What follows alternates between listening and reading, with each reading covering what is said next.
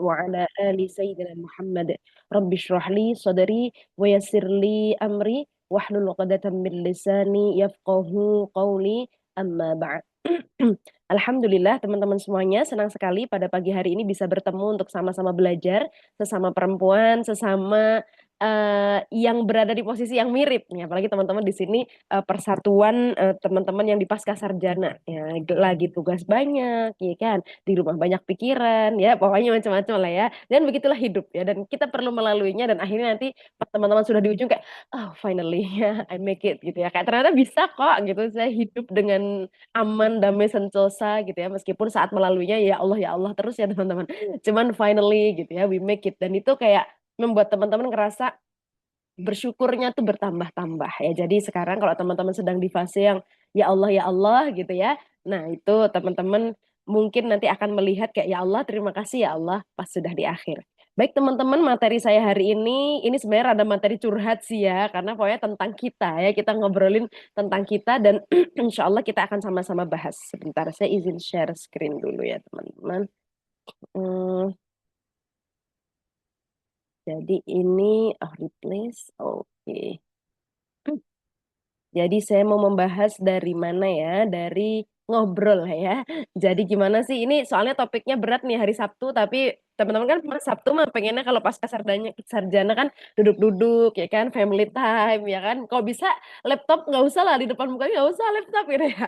Saya juga kadang-kadang kalau udah di weekend tuh kayak bisa nggak sih ya nggak lihat laptop gitu ya, nggak lihat kerjaan gitu. Tapi ya kenyataannya kita harus mengerjakan banyak tugas. Tapi alhamdulillah, apalagi di bulan Maulid yang mulia ini ya teman-teman, kita alhamdulillah dikumpulkan oleh Allah di hari Sabtu untuk sama-sama upgrade, saling menguatkan untuk bisa terus belajar.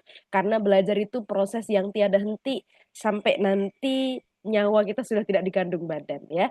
Baik, tadi ini CV saya sudah dibacakan oleh Dek Fati. Ada 3 komponen yang akan kita bahas hari ini: berilmu, beriman, dan berdampak. Susah kali ya, ini tema 3, dan itu tuh berat banget gitu. Kita mah pengennya kayak gitu ya teman-teman. Ilmunya banyak, imannya oke, ya kan, tetap solihah, tetap soft spoken gitu ya, tapi manfaatnya banyak. Ya, oke. Nah, apa namanya? Kita akan mulai dari berdampak dulu ya teman-teman. Ini tulisan yang saya baca saat saya itu ikut conference waktu itu, conference dan juga ada pertemuan ya waktu itu pengasuh pesantren se-Asia Tenggara di pesantren Darun Najah Ulu Jami.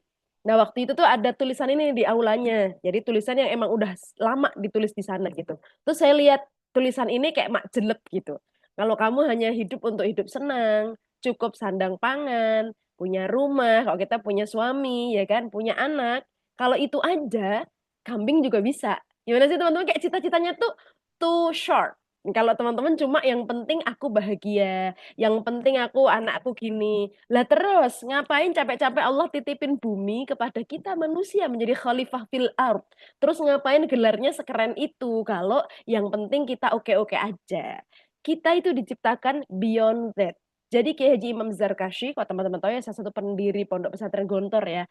Nah, beliau itu pengen nge-highlight bahwa kita tuh diciptakan lebih dari itu, lebih dari punya capacity hewan, karena kita punya akal. Mestinya kita punya manfaat, punya kontribusi yang lebih luas dong dibandingkan manfaat terhadap diri sendiri aja, ya. Oke. Nah, maka kalau teman-teman pengen menjadi the next level muslimah, muslimah yang kebaikannya nggak cuma berhenti di dirinya, tapi apa? Memberi manfaat, memberi dampak pada lingkungannya, which is tidak mudah ya kan teman-teman. Apalagi di fase yang kayak gini, ya Allah gitu ya, teman-teman pengen memberi manfaat. Ya Allah, saya bisa waras saja udah alhamdulillah Kak gitu ya. Di rumah udah anak ini sakit, besok deadline tugas ini gitu ya. Waras dengan diri sendiri aja udah alhamdulillah gitu ya. Cuman bagaimana dong kita diberikan amanah oleh Allah, amanah yang sangat besar, menjadi khalifah fil ard. Maka hari ini kita akan sama-sama bahas ya teman-teman. Dan Allah cinta sama orang yang bermanfaat bagi sesamanya, at least bermanfaat bagi circle terkecil kita yaitu keluarga. Nah, ini nanti makanya kita akan sama-sama curhat kali ya pas di sesi akhir gitu. Gimana tadi ya orang-orang yang habis energinya untuk belajar, di rumah juga butuh belajar dari kita, tapi kita mungkin kehabisan energi. Nah, nanti kita akan sama-sama bahas insya Allah ya. Nah, Jadi teman-teman saat saya kuliah S2, kayak teman-teman sekarang mungkin ada yang S2, ada yang S3 ya, karena pasca sarjana. Nah, apa namanya, pas saat saya kuliah di Edinburgh itu ada satu matkul jurusannya matkulnya tuh judulnya tentang impact gitu, make an impact gitu. Impact tuh apa gitu. Kita diminta untuk membedah banyak sekali jurnal, terus diskusi ngobrol sebenarnya apa sih definisi dari manfaat, definisi dari impact. Ternyata dari banyak literatur yang kita temukan, kita akhirnya menyimpulkan di akhir diskusi, meskipun namanya diskusi ilmiah itu kesimpulannya bisa macam-macam ya, tergantung referensi yang kita dapatkan, ya kan? Kalau teman-teman misalnya penelitian tentang ini, oh referensi saya ini, referensi lain sebenarnya banyak juga sih, cuman itu untuk ngejudge temuan kita gitu ya. Cuman dari sekian banyak yang kita temukan, ternyata conclusionnya tuh impact itu a change, ada perubahan. Jadi ada yang berubah. Ketika teman-teman mendefinisikan diri saya bermanfaat nggak ya? Dulu saya S1, sekarang saya S2, manfaatnya nambah nggak ya? Liatin aja, perubahan yang kita ciptakan lebih banyak apa enggak? Ada yang berubah menjadi lebih baik nggak setelah kita ilmunya lebih banyak? Tuh liatin aja dari situ. Karena impact itu a change. Ada yang berubah nggak? Kita lebih jadi lebih sabar atau kita jadi lebih bijak dalam melihat sesuatu atau enggak? Atau malah lebih horor. Nah, itu nggak tahu ya, teman-teman. Maka impact ini baru bisa dibuat ketika kita sudah merasa selesai dengan diri kita sendiri. Kalau kita aja riweuh dengan diri kita sendiri, boro-boro mau bikin manfaat. Ya Allah, tadi ya saya hidup baik-baik aja udah bagus Kak gitu ya. Nah, itulah makanya kita hari ini akan ngobrol. Kenapa sih teman-teman kita perlu membuat dampak? Jadi sebelum saya bahas ilmu, kita akan bahas dampak dulu karena berdampak butuh ilmu. Nah, nanti habis ini kita bahas kenapa kita butuh ilmu. Jadi teman-teman, kita kenapa perlu banget hidup yang cuma sekali ini perlu bermanfaat, ya kan teman-teman? Ya karena semua yang Allah berikan fasilitasnya pada kita, teman-teman kan dikasih fasilitas nih, badan yang sehat, ya kan, mulut bisa bicara, telinga bisa mendengar, semua fasilitas yang melekat pada diri kita, termasuk otak yang bisa mikir, ya. Jangan serahkan semuanya pada ChatGPT, otak kita bisa mikir teman-teman, jangan lupa, ya kan? Nah, itu nanti akan dimintai pertanggungjawaban di akhirat. Tuh otak kenapa nggak kamu pakai? Bikin prom mulu gitu ya. Pakailah buat mikir. Karena kalau itu nanti di shutdown teknologi, error gitu ya teknologinya. Kok senyum-senyumnya jangan ada yang ngerjain tugas pakai ChatGPT ya. Ini kak dosen ini sering tahu nih mahasiswa loh. Keren amat gitu ya. Saya kemarin habis bimbing anak-anak lomba tuh keren amat ide kamu gitu. Kamu analisis longitudinal riset. Ini kalau saya riset beneran berapa tahun nih kamu longitudinal dari AI ya. Kok ibu tahu? Tahu lah, nggak mungkin data sekeren ini diperoleh anak S1. Maksudnya. Terus kamu AI-nya apa? Pakai ini ya. Kok ibu tahu? Tahu lah, ibu juga pakai. Cuman maksudnya nggak dipakai buat kayak gitu. Maksudnya kita tahu lah, pokoknya dosen harus tahu juga kan apa yang terjadi pada mahasiswanya. Ini jadi ini teman-teman senyum-senyum kayaknya pakai juga ya. Oke, ya jadi inget-inget kita punya kapasitas otak. Ya jadi jangan lupa dipakai. Karena kalau otak kita nggak dipakai untuk berpikir keras, nanti ketika kita butuh untuk berpikir, nih otaknya nggak siap mikir ya, hati-hati. Dan teman-teman, dalam Islam ibadah itu tidak hanya ibadah ritual. Ibadah ritual apa? Sholat, ya kan? Puasa, itu ritual. Tapi beyond that ada ibadah yang namanya ibadah sosial. Yaitu impact tadi, manfaat. Bagaimana sih kita berdampak pada tetangga kita, pada keluarga kita yang ada di rumah, pada orang tua kita, pada teman-teman di sekitar kita. Kalau ada kita tuh gimana? Gitu aja dah, liatin aja. Kalau ada kita, itu orang ngerasa nyaman atau malah jadi ngerasa kalau dia nggak ada kayaknya lebih oke deh. Jangan-jangan itu nggak tahu di kelompok kerja kelompok kita di kampus dan sebagainya. Dan teman-teman, orang yang cerdas itu dia mampu membuat hal yang nggak kekal jadi kekal. Contohnya, teman-teman kuliah ini kan sebenarnya kayak nggak ada hubungannya sama akhirat, ya kan? Kayak nggak ada. Tapi karena teman-teman cerdas, teman-teman bisa menjadikan aktivitas yang seolah-olah aktivitas dunia, nyali gelar, ini menjadi aktivitas akhirat. Kenapa? Niatnya niat akhirat. Jadi bisa long lasting. Makanya kok teman-teman kuliah niatnya cuma cari gelar doang, sayang teman-teman, capek doang nanti dapatnya, ya kan? Teman-teman cuma capek, stres, macam-macam. Tapi kok teman-teman niatnya beyond that, niatnya ini saya melaksanakan perintah Allah untuk mencari ilmu. Sebab mencari ilmu itu yang mewajibkan siapa? Allah sendiri.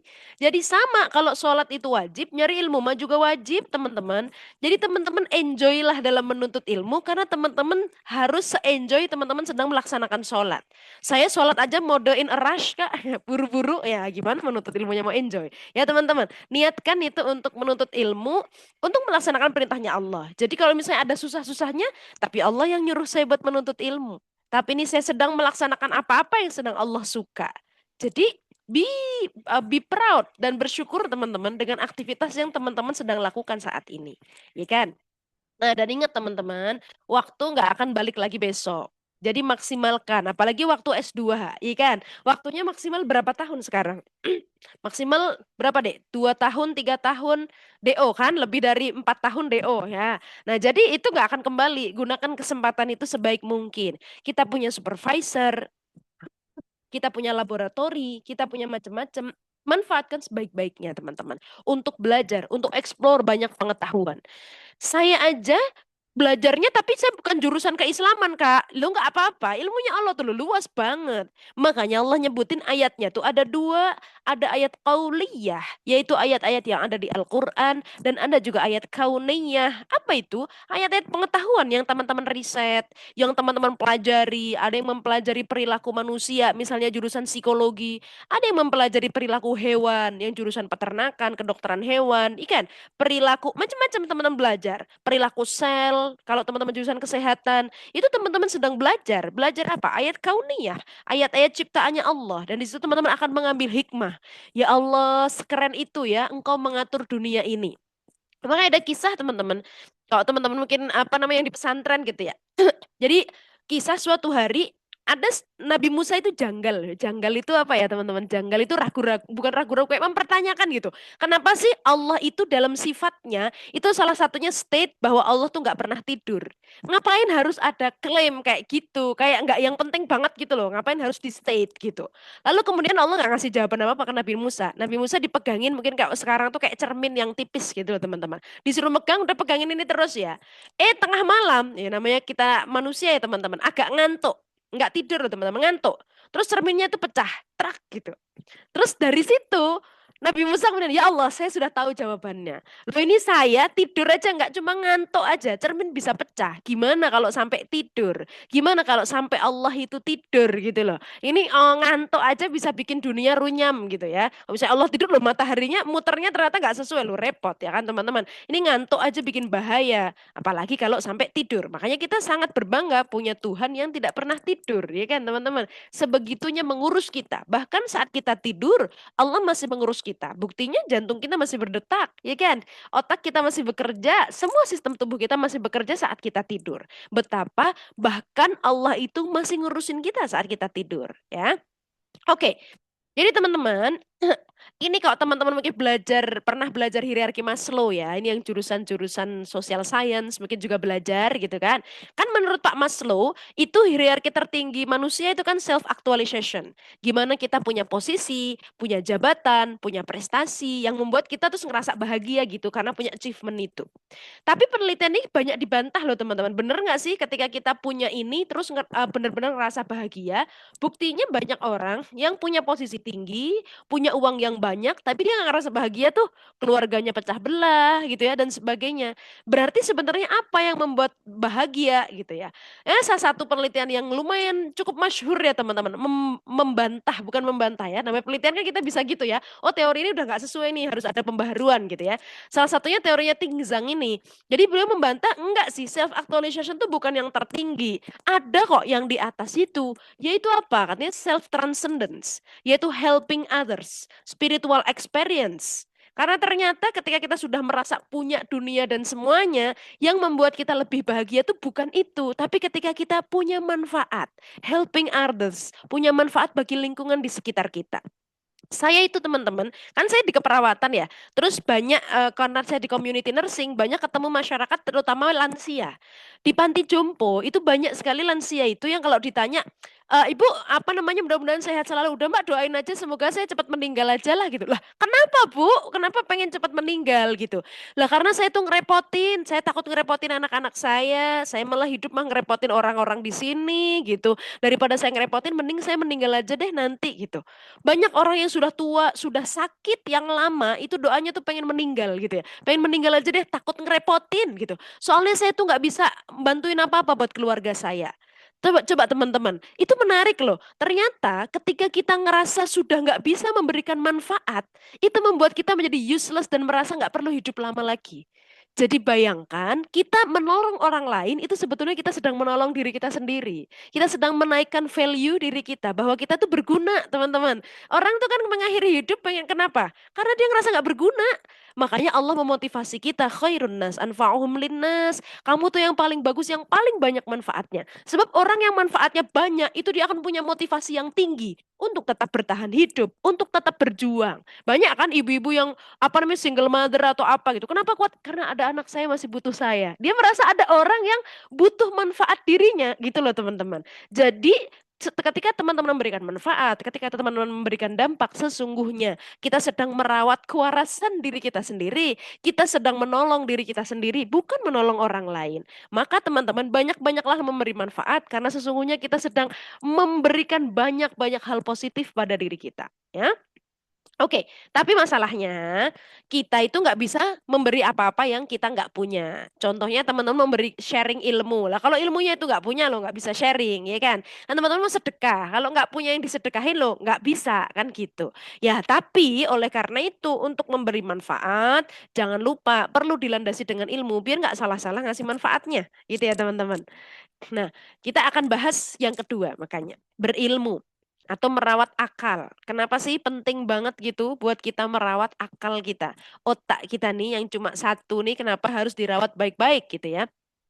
Teman-teman, kalau kita melihat sejarah Al-Quran itu memberikan highlight dua contoh kisah perempuan yang gagal dan kisah perempuan yang berhasil. Jadi dalam sejarah ini sudah ada contoh-contoh perempuan yang gagal dalam menjalankan peran sebagai perempuan dan juga perempuan-perempuan yang berhasil. Perempuan yang gagal apa yang dikisahkan? Seperti istrinya Nabi Nuh. Ikan, dikisahkan gimana sih suaminya aja seorang nabi gitu ya, yang leading contribution di society-nya saat itu gitu ya. Kok bisa? Istrinya malah jadi orang yang paling ngebangkang, paling nggak dapet apa namanya istilahnya sparks-nya gitu ya, nggak dapet dari itu kok bisa gitu ya, nggak ngeliat ada potensi terdekat di sisinya, kok nggak bisa memanfaatkan potensi itu sebaik-baiknya. Tapi Allah juga menceritakan bagaimana perempuan-perempuan yang berhasil melewati masa-masa sulitnya, melewati ujian-ujian yang Allah berikan. Kita tahu ada Maryam yang sebegitu teguh gitu ya, mempertahankan keimanan, ya kan, berjuang untuk putranya. Kita tahu bagaimana Asiyah, istrinya Fir'aun, yang diuji dengan suami yang ya Allah, naudzubillah min dalik gitu ya. Separah-parahnya suami kita kayaknya nggak ada yang sampai ngaku Tuhan, ya kan teman-teman? Kalau teman-teman ngerasa kenapa sih suami saya gini? Liatin tuh Asia. Udah dikasih contoh sama Allah. Liatin tuh Asia. Separah-parahnya suami. Insya Allah nggak ada yang sampai minta buat disembah gitu kayak Fir'aun. Nih Asia kurang sabar apa? Masya Allah. Nih Allah contohkan perempuan-perempuan yang berhasil melewati banyak ujian dalam hidupnya. Ibunya Nabi Musa gitu ya. Yang diuji belum lama habis lahiran harus melepaskan anaknya. Gimana rasa sulitnya menghadapi itu semuanya? Nah, seolah-olah Allah itu memberikan kita dua opsi, dua inspirasi. Sok kamu mau pilih yang mana? Mau jadi perempuan yang berhasil atau mau jadi perempuan yang gagal?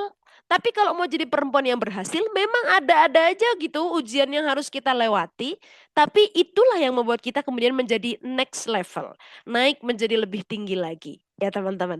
Dan dalam sejarah kita tahu perempuan itu adalah orang yang pertama kali beriman setelah Nabi Muhammad SAW. Dulu ketika apa namanya baginda Nabi diangkat menjadi nabi, orang yang pertama kali percaya kalau Nabi itu diangkat menjadi nabi dan beriman itu siapa? Khadijah radhiyallahu an. Kenapa? Pertanyaannya Khadijah itu langsung refleks percaya dan mau beriman. Karena sebelum Khadijah bahkan menikahi Nabi, Khadijah itu sudah banyak membaca, banyak research, banyak observasi. Khadijah itu seorang perempuan yang sangat berilmu, teman-teman, di zamannya. Bahkan dikatakan paling berilmu di zamannya. Karena Khadijah itu belajar kepada para para ulama di zaman itu. Belajar kepada, kalau zaman itu disebutnya rohib. Rohib zaman itu, rohib dalam artian sebenarnya ya, ulama di bidang Taurat ya, ulama di bidang kitab-kitab Injil terdahulu yang asli, pure kitab-kitab asli zaman itu. Tapi teman-teman, dari proses belajarnya itu membuat Khadijah kemudian mudah untuk menerima, mudah untuk menangkap sesuatu gitu loh teman-teman. Ada informasi ini, oh iya, karena saya sudah punya pengetahuan sebelumnya, sudah belajar sebelumnya. Jadi ketika ada pengetahuan yang datang, ada satu hal yang baru, langsung tek gitu. Kenapa? Seorang pembelajar, seorang ilmuwan, Khadijah. Makanya kemudian kalau kita melihat bagaimana dalam sejarah bisnisnya, ekspansinya sampai lintas negara, wajar. Ini perempuan yang pembelajar, yang punya ilmu yang tinggi. Kalau modelan kayak orang yang nggak berpengalaman atau apa, nggak sedampaknya, nggak seluas itu teman-teman. Makanya kenapa waktu itu orang-orang kafir Quraisy itu sangat sungkan kepada baginda Nabi Muhammad SAW kalau mau gangguin apa-apa ketika masih ada Khadijah. Kenapa? Karena Khadijah itu orang yang banyak berdampak bagi masyarakat. Jadi di zaman itu kalau ada anak-anak yatim yang nyantunin siapa? Khadijah. Ada orang-orang yang nggak punya uang, butuh utang, utangnya ke siapa? Khadijah. Ada orang yang nggak punya apa, butuh pertolongan, yang nolong itu Khadijah. Impactnya banyak teman-teman. Makanya kemudian orang itu mau menyakiti Nabi, ingat, aduh, dulu soalnya yang nolongin saya Khadijah. Karena itu sifatnya manusia. Manusia itu adalah budaknya kebaikan. Nah, saya lupa tuh ada quotes-nya itu, ada mahfudotnya, kata-kata mutiaranya dalam bahasa Arab. Jadi manusia itu budaknya kebaikan, makanya kalau teman-teman sering berbuat baik pada orang lain tuh jadi nggak enak, mau nggak ngebaik-baikin kita gitu teman-teman. Misalnya, aduh saya punya mertua nih ujian banget bagi saya, baik-baikin aja mertuanya, nanti dia jadi nggak enak buat nggak berbuat baik sama kita gitu ya. Beliin lah gelang, beliin apa gitu, lama-lama kayak ya ampun baik banget nah, gitu. Itu fitrahnya manusia teman-teman. Maka dengan teman-teman berbaik-baik, bermanfaat bagi banyak orang, ya itu teman-teman akan mendapatkan bahkan sebelum pahalanya di akhirat, di surga, di dunia aja sudah mendapatkan manfaatnya, ya. Oke. Nah, teman-teman, kenapa sih kita perlu berilmu? Karena teman-teman, Islam itu agama yang satu-satunya di dunia ini yang membahas pengetahuan, yang concern dengan ilmu. Sampai-sampai ayat pertamanya aja Iqra. Jadi makanya saya tuh orang yang sangat suka belajar. Ini doakan ya teman-teman, semoga segera berangkat S3. Amin ya Allah ya. Karena apa namanya, udah kangen. Saya tuh dengan proses belajar tuh kangen aja gitu. Kenapa? Karena belajar itu seru teman-teman. Bayangkan teman-teman tiap hari bertemu dengan buku, bertemu dengan jurnal, bertemu dengan pengetahuan baru. Yang orang lain yang mungkin nggak sedang sekolah, itu untuk mengagendakan kayak gitu tuh susah banget loh teman-teman. Kan teman-teman kayak harus mengagendakan tiap hari mau nggak mau menganalisis, observasi, agak pusing-pusing juga sih. Cuman itu bagus. Coba teman-teman lama nggak ketemu apa dengan buku. Ini misalnya habis lulus dulu S1 sebelum S2 ini ambil gap year-nya lama banget gitu. 10 tahun kemudian baru kuliah. Coba hari-hari pertama kepalanya nggak unying-unying gitu kan. Pusing banget. Kenapa? Otaknya lama nggak dipakai. Sebab teman-teman, otak manusia itu dibikin prinsip kerjanya sama Allah, use it or lose it. Makin lama nggak kita gunakan, kita akan kehilangan fungsinya teman-teman. Itu yang bilang para pakar neuroscience. Prinsipnya otak itu use it or lose it. Misal nih teman-teman dulu pas S1 belajar kalkulus, misal, atau statistik dah. Misalnya, dulu mah nilai statistik saya tinggi pas S1. Pas S1, habis itu teman-teman gap year 10 tahun nggak sekolah lagi, besokan dapat metopen kan, kuliah metopen S2 gitu. Nih apa ya, dulu tuh kayak saya pernah bisa gitu, dulu, tapi sekarang mah nggak bisa lagi, harus belajar lagi. Kok bisa? Kayak hilang gitu ilmunya itu, karena tadi lama nggak dipakai. Kalau nggak di use it, teman-teman akan lose it. Karena otak kita itu kerjanya itu to memorize something teman-teman. Itu ada penelitian. Nanti teman-teman cari aja. Judulnya The Nature of Forget. Yang neliti itu namanya, aduh saya lupa. Saya sebenarnya punya slide-nya tapi lupa, belum saya masukin di sini. Jadi beliau itu meneliti betapa manusia itu gampang banget lupa teman-teman.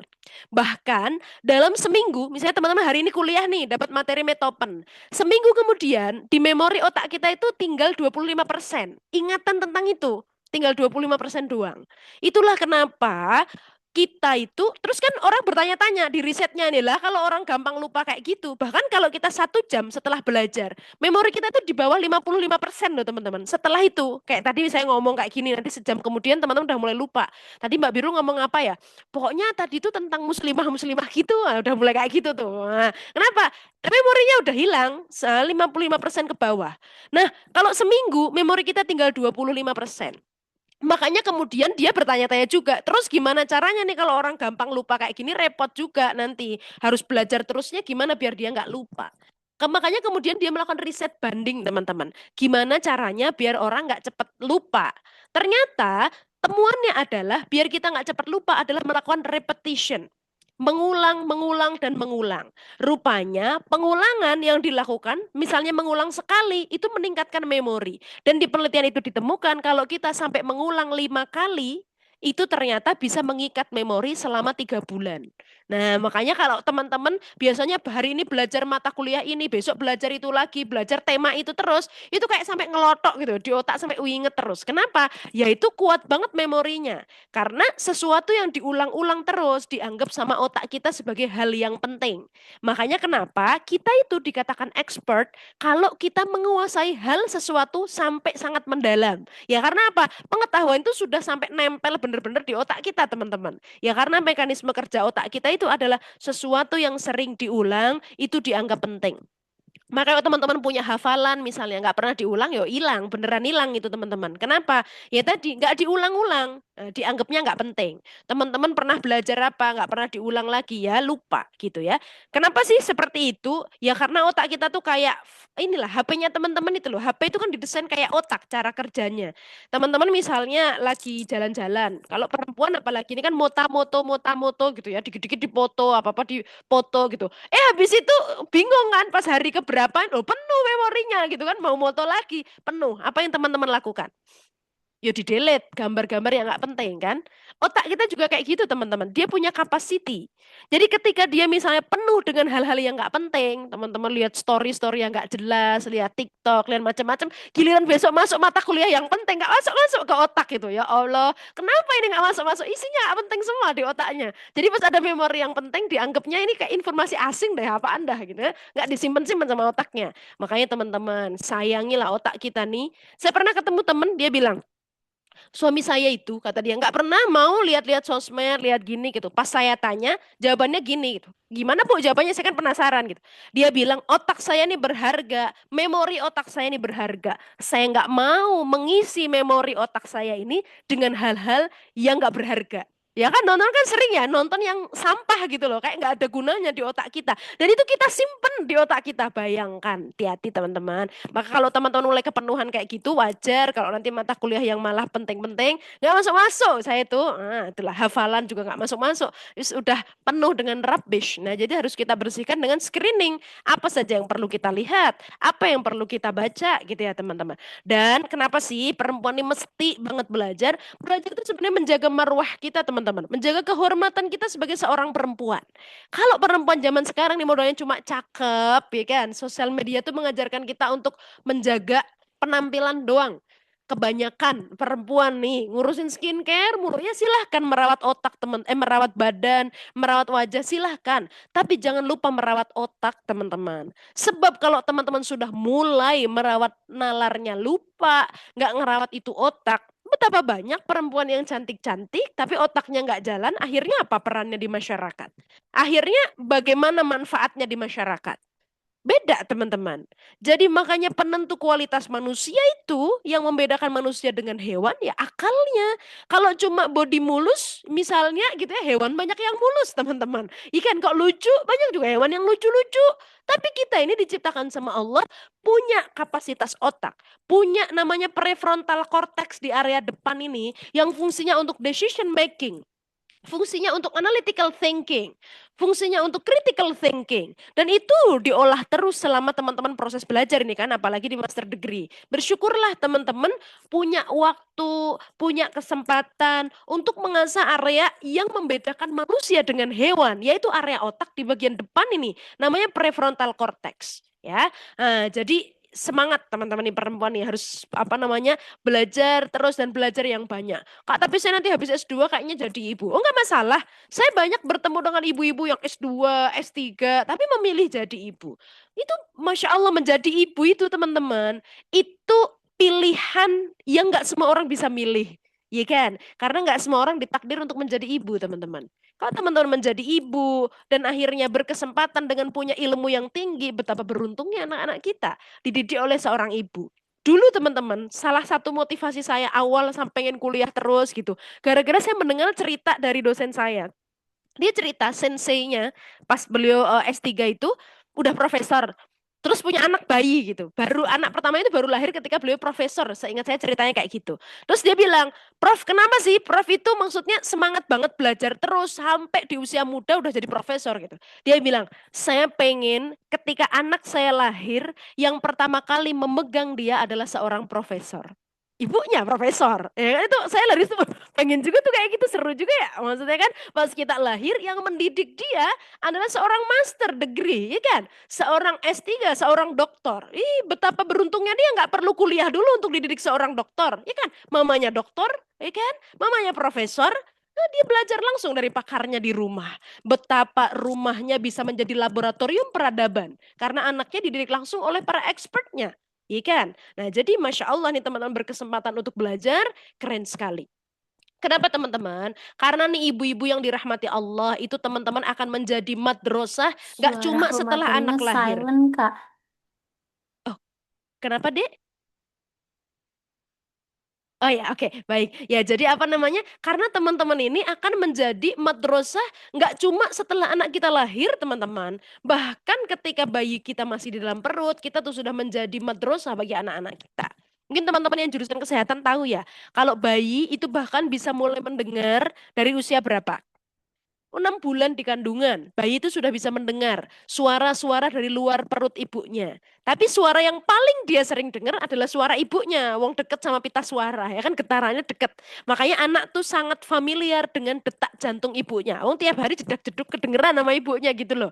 Detak jantung ibunya kan kedengeran sama bayi. Makanya kenapa fitrahnya bayi itu kalau dia nangis, butuh kenyamanan, dipeluk mamanya biasanya tenang. Kenapa? Kan dipeluk itu deket dengan suara detak jantung ibu. Dia inget dulu aku kok detak jantung ini kedengeran aku tuh nyaman banget. Kan di rahim kita tuh nyaman banget ya. Tenang, nggak ada gangguan, merasa aman. Makanya kok dipeluk ibu biasanya anak tuh habis wah gitu langsung diam gitu, tenang gitu. Ini suara yang aku dulu sering dengar. Kok anak saya enggak ya Bu? Habis saya peluk malah ini makin ngelunjak. Nah, nggak tahu dulu pas dia dengar suara jantung ibu gimana tuh. Kok jadi begitu gitu ya. Teorinya nggak gitu. Harusnya dia ngerasa nyaman gitu ya. Karena dulu apa namanya saat di rahim dia ngerasa nyaman. Jadi bahkan di dalam perut dia sudah belajar dari kita. Kosakata, pengetahuan dari apa yang sering kita sampaikan. Makanya itu pernah ada riset teman-teman yang meneliti tentang beneran nggak sih bayi itu apa namanya belajar dari usia 6 bulan di kandungan. Saya dulu nggak percaya juga. Saya itu pas hamil itu lagi belajar tentang neuroscience teman-teman. Matkulnya lagi neuroscience. Udah gitu belajar tentang bagaimana perkembangan neuroscience dari janin sampai lansia. Nah itu salah satu yang bahas itu tuh. Bahwa janin itu bisa mendengar dari usia 6 bulan. Terus kayak saya bener gak sih gitu. Usia 7 bulan bayi saya itu harus di fetal MRI teman-teman. Fetal MRI itu yang kita masuk ke mesin kayak terowongan tuh loh teman-teman MRI, teman-teman tahu kan. Nah saya masuk ke situ, yang di MRI bukan saya, bayi saya. Karena waktu itu ada masalah yaitu kita kekurangan cairan amnion. Jadi bayi saya itu kekurangan cairan amnion dan sudah dikasih amnio infusion, ditambahkan cairan amnion tapi habis lagi gitu kan. Wah kenapa ini bayinya gitu kan. Akhirnya harus di fetal MRI. Nah itu seluruh badan dia di MRI termasuk otaknya di scan. Jadi masih bayi dalam perut dia udah di scan gitu, di scan dan teman-teman tahu nggak pas keluar hasilnya, pas keluar hasilnya itu tulisannya itu sudah terjadi mielinisasi di area otak bagian temporalis. Temporalis itu di sini teman-teman, otak area mendengar. Saya membaca itu langsung mak dek gitu, ya Allah, berarti selama ini beneran dia sudah mendengar karena mielinisasi itu terjadinya karena ada stimulasi teman-teman. Jadi otaknya mulai berfungsi di area pendengaran gitu dan dia sudah banyak mielinisasinya. Kenapa? Karena selalu saya stimulasi, saya ajak ngobrol, Mama ini sedang bangun tahajud, ayo kita bangun tahajud sama-sama. Diajak ngobrol. Nah, jadi apa ternyata benar pas saya lihat otak anak saya scan-nya, oh alhamdulillah benar-benar sudah terstimulasi dan sudah aktif area pendengarannya sesuai dengan teori yang saya pelajari. Dan itu kemudian para pakar melakukan penelitian benar nggak sih kalau apa yang sering dia dengar ketika di kandungan itu beneran dia dengar dan ingat bahkan ketika dia lahir. Jadi kalau teman-teman tahu ada buku judulnya My Cat on the Head. Itu buku yang sampai sekarang masih banyak dicari itu untuk buku anak-anak. Pengarangnya kok saya lupa ya. Salah satu penulis buku terkenal di dunia. Nah, jadi nih anak ketika dalam perut itu sering dibacain sama ibunya buku judulnya My Cat on the Head. Dibacain tiap hari. Sampai suatu hari, karena ini kan penelitian eksperimen ya. Habis lahir, ini bayi kan menyusu. Saat menyusu, ibunya tuh bacain cerita My Cat on the Head. Nah, ketika ibunya itu bacain cerita itu, teman-teman, lo anaknya tuh nyusunya jadi semangat gitu. Kayak dia tuh pernah denger apa yang sering dia dengerin gitu. Dari situ kemudian riset itu menyimpulkan gitu, oh ternyata benar. Apa yang dipelajari bayi, bahkan yang didengar ketika dia dalam perut, itu masuk ke dalam memori dia nanti ketika dia bakda lahir. Makanya hati-hati kalau kata orang zaman dulu tuh, hati-hati kalau lagi hamil. Pamali ngomongnya nggak bagus-bagus, ya kan? Itu sebelum mereka belajar neuroscience, ternyata mereka sudah belajar bahwa anak sudah belajar bahkan dalam kandungan sudah mulai belajar. Dan itu sebuah privilege, teman-teman dikasih kesempatan itu ya teman-teman. Ya, oke. Dan bahkan teman-teman, bahkan ketika dia sensor syarafnya, ini kalau teman-teman belajar ini ya, jurnalnya tentang usia berapa sih, apa namanya, sensor rasa pada bayi itu sudah mulai ada gitu ya teman-teman. Nih, special sense of organs itu sudah mulai nih 5 weeks, udah mulai aktif teman-teman. Jadi makanya bayi di dalam perut kita itu sudah bisa merasakan bedanya rasa-rasa cairan amnion. Kan dia tiap hari minum cairan ketuban kita, teman-teman. Cairan ketuban kita tuh diminum. Makanya kenapa ketuban saya habis. Jadi harusnya cairan ketuban tuh diminum terus nanti dipipisin sama dia, balik lagi. Jadi jumlahnya tetap gitu. Nah, punya saya tuh bayinya tumbuh besar waktu itu. Karena dia minum cairan amnion saya setiap hari dan sehat, bayinya besar gitu ya. Cuma kok habis terus. Ternyata bayi saya itu ginjalnya waktu itu bermasalah. Jadi dia nggak bisa pipis. Makanya bayinya tumbuh dengan baik, tapi cairannya habis karena dia nggak bisa ngeluarin pipis balikin ke cairan amnion lagi gitu.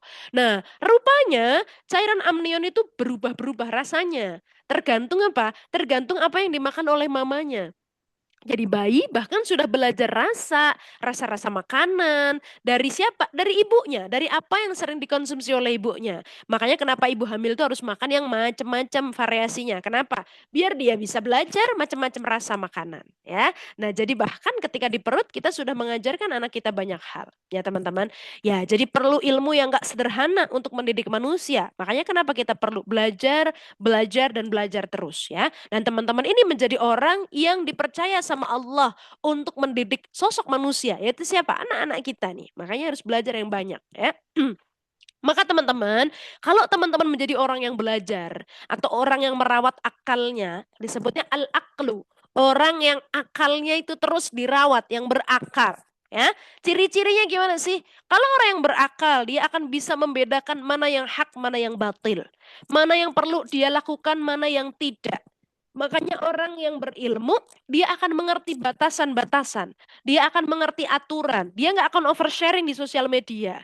Nggak terus di-treat semuanya diceritain, ya kan? Tentang apa aja diceritain. Nggak bisa kayak gitu, teman-teman. Sekarang kita banyak melihat ya di media sosial, perempuan banyak oversharing. Apa aja diceritain. Kalau orang yang berakal, orang yang berilmu, dia mengerti mana yang harus saya ceritakan, mana yang harus saya keep. Mana yang aib yang harus saya jaga, mana yang bukan. Kan begitu, teman-teman. Dan kalau teman-teman itu berakal, izin saya minum sebentar ya teman-teman. Akan menjadi partner diskusi yang seru bagi pasangan hidupnya, bagi anak-anaknya. Tahu nggak teman-teman, anak-anak kita itu menurut mereka, kita tuh orang paling pinter sedunia. Kayak semuanya tuh tahu. Makanya mereka nanya semua cabang pengetahuan ke kita gitu. Kayak nanya, mama kenapa sih pohon itu jadi tinggi banget? Kok dia bisa tumbuh sampai setinggi itu pohon kelapa? Lah, mama kan jurusannya teknik kimia, dek, nggak belajar tentang pohon. Ya terserah kita jurusannya apa, anak kita nanya ke kita, ya kan teman-teman? Dia nanya tentang hewan, mama kenapa sih daging sapi warnanya begini, kalau daging kambing warnanya beda lagi? Ya, mama bukan peternakan, ya. Dia seolah-olah dia itu percaya bahwa kita tuh punya pengetahuan yang banyak banget. Dan apapun yang kita ceritain ke dia, dia percaya, teman-teman. Makanya hati-hati kalau kita sampaikan pengetahuan ke anak, pastikan itu pengetahuan yang akurat. Mama aku bilangnya, mama aku gitu ya. Padahal mamanya nggak ngerti juga gitu ya. Makanya kenapa ibu yang belajar betapa membuat anaknya itu menjadi anak yang paling bahagia. Karena kenapa? Dia punya ilmu yang banyak banget yang didapatkan dari ibunya. Ya, jangan sampai teman-teman ini belajar tinggi-tinggi S2, anaknya nggak pernah dialirin ilmunya. Alirkan ilmunya itu ke anak-anak kita, teman-teman. Dia jadikan orang yang pertama kali menerima manfaat. Kepada pasangan kita, ceritain apa yang kita pelajari, biar pengetahuan kita sejajar. Jadi nggak ada senior junior dalam rumah kita, tapi menjadi pasangan yang saling sharing ilmu. Saya tuh kok belajar apa aja, saya ceritain. Suami saya belajar apa aja, kita saling cerita. Jadi meskipun beliau dokter, saya masih proses menuju ke sana, tapi kita saling belajar. Oh iya ya, oh metode gini, oh kita nyuris jurnal bareng gitu ya. Ternyata seru juga gitu ya, sesama apa akademisi gitu ya. Oh ngisi sister, teman-teman ini bareng gitu ya, ngisi BKD bareng. Wah ini gimana nih borangnya ini nih, ya pusingnya bareng juga gitu ya. Cuman ternyata seru kalau kita tumbuh sama orang yang berakal. Karena apa? Kita siap untuk saling bertumbuh. Dia bertumbuh, kita bertumbuh, keluarga kita bertumbuh. Itu teman-teman ya. Oke. Nah, udah jadi ibu juga pakai kuliah-kuliah segala. Bukan sok sibuk. Kita hanya memastikan hari-hari kita itu dominan dengan kebaikan. Ikan teman-teman daripada kita sibuk gak jelas. Ikan sibuk apa kayak komen apa, ngomongin apa. Yang diomongin jurnal. Ibu-ibu kelas master ini yang diomongin jurnal ilmiah gitu kan. Masya Allah yang dibahas hal-hal yang positif-positif. Masya Allah. Daripada kita ngomongin apa, gosip artis, apa. Kita hanya berusaha memastikan agar waktu kita ini bermanfaat. Agar aktivitas yang kita berikan ya aktivitas yang Allah cintai. Itu ya teman-teman ya. Dan terakhir teman-teman. Kenapa kita dalam berilmu, dalam memberikan manfaat, perlu dibarengi dengan iman, merawat hati. Sebab nih akhir-akhir ini hati itu menjadi komponen yang sering terlupakan teman-teman. Ya, kalau kita punya iman teman-teman, kita itu akan berusaha hanya melakukan aktivitas-aktivitas yang Allah suka aja. Kalau Allah nggak suka kita kayak enggak deh kayaknya saya nggak gitu Allah nggak suka gitu. Ih kalau sama suami, Allah nggak suka kayak gitu. Saya hanya melakukan apa-apa yang Allah suka. Dan takut untuk melakukan dosa-dosa boro-boro yang besar. Yang kecil aja takut gitu ya. Ini bisa kok nggak kedetek plagiarism. Ini diginiin aja, diginiin aja. Aduh tapi itu kan copy paste penuh. Nggak apa-apa diginiin aja. Paling nggak dicek nanti sama dosennya. Iya hati-hati. Allah itu bisa ngelihat mana dosa besar, mana dosa kecil. Orang yang bertakwa, dia takut bu mau melakukan dosa-dosa yang kecil.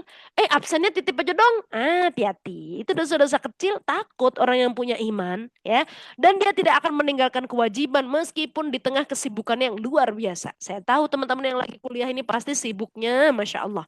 Tapi jangan sampai meninggalkan hal-hal yang wajib. Teman-teman tahu menuntut ilmu itu wajib. Tapi taat pada suami, berhikmat pada keluarga, itu juga aktivitas ibadah. Ada kewajiban-kewajiban kita juga di dalamnya. Jangan sampai aktivitas wajib yang satu membuat menggugurkan aktivitas wajib yang lain.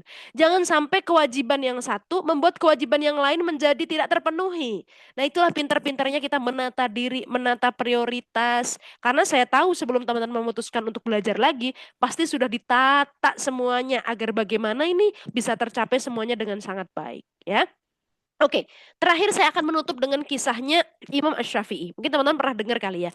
Jadi Imam Ash-Syafi'i itu kan beliau setelah di Mekah, istilahnya semua guru-guru di Mekah sudah beliau belajar gitu ya. Udah habislah ilmu guru-guru di Mekah ini. Kemudian beliau diutus oleh gubernur Mekah karena waktu itu beliau menjadi apa namanya hakim agung di Mekah ya. Kalau sekarang itu di sini mungkin ketua Mahkamah Agung gitu ya di Mekah. Kemudian beliau diutus tugas belajar ya kalau sekarang mungkin tugas belajar untuk belajar ke Madinah bersama Imam Malik.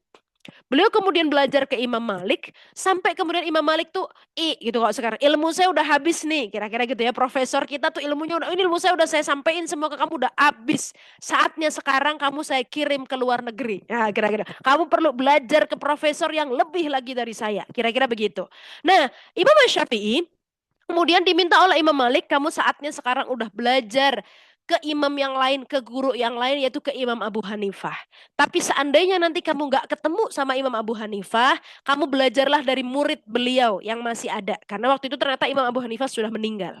Nah, karena kan belum informasinya belum cepet tahu ya udah meninggal atau belum gitu ya.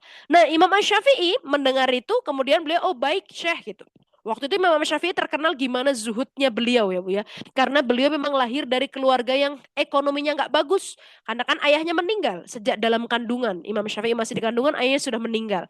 Jadi beliau dibesarkan oleh single mother dalam keadaan ekonomi yang sangat terbatas. Ya, makanya kemudian Imam Asy-Syafi'i saat berguru ke Imam Malik, itu beliau tuh juga agak janggal karena Imam Malik itu imam yang termasuk kaya di zamannya gitu loh ibu-ibu. Jadi karpetnya bagus, bajunya bagus-bagus gitu ya. Tapi kemudian Imam Syafi'i itu baru ngeh ketika beliau mau berangkat ke Irak ini, kemudian oleh Imam Malik dikasih uang saku, teman-teman. Uang saku yang nilainya kalau sekarang ini puluhan juta kira-kira untuk naik tiket pesawat PP tambah akomodasi di sana tuh cukup gitu. Sejak saat itu kemudian Imam Syafi'i, oh Masya Allah, ternyata dulu dipikir beliau tuh ngapain sih orang kok ngurusin dunia gitu ya, cari uang. Dari situ kemudian beliau berpikir, oh ternyata ketika misalnya pun kita punya uang banyak tapi yang mengelola itu orang solih, bisa dipakai untuk nolong orang. Karena Imam Syafi'i ternyata belajar ke luar negerinya dari scholarship dari Imam Malik ibaratnya kan, dibayarin tuh tiket PP-nya. Beliau kemudian ikut oleh apa namanya zaman itu pakai kabilah ya teman-teman, kelompok yang berangkat sama-sama berangkat ke sana. Sampai di sana teman-teman, Imam Syafi'i ini janggal. Karena dianterin ke rumahnya seorang syekh muridnya Imam Abu Hanifah namanya Syekh Muhammad bin Hasan As-Saibani. Jadi sampai di sana teman-teman, kaget Imam Syafi'i. Kemarin aja kan sama Imam Malik udah janggal. Ini kenapa sih pakai bajunya yang branded-branded gitu ya. Terus habis itu karpetnya yang bagus banget buat belajarnya. Karena tadi Imam Syafi'i backgroundnya ekonominya nggak bagus gitu. Sampai di sana teman-teman, kaget kenapa? Karena Syekh Muhammad bin Hasan As-Saibani ini lagi buka pintu rumahnya, pintunya lagi dibuka.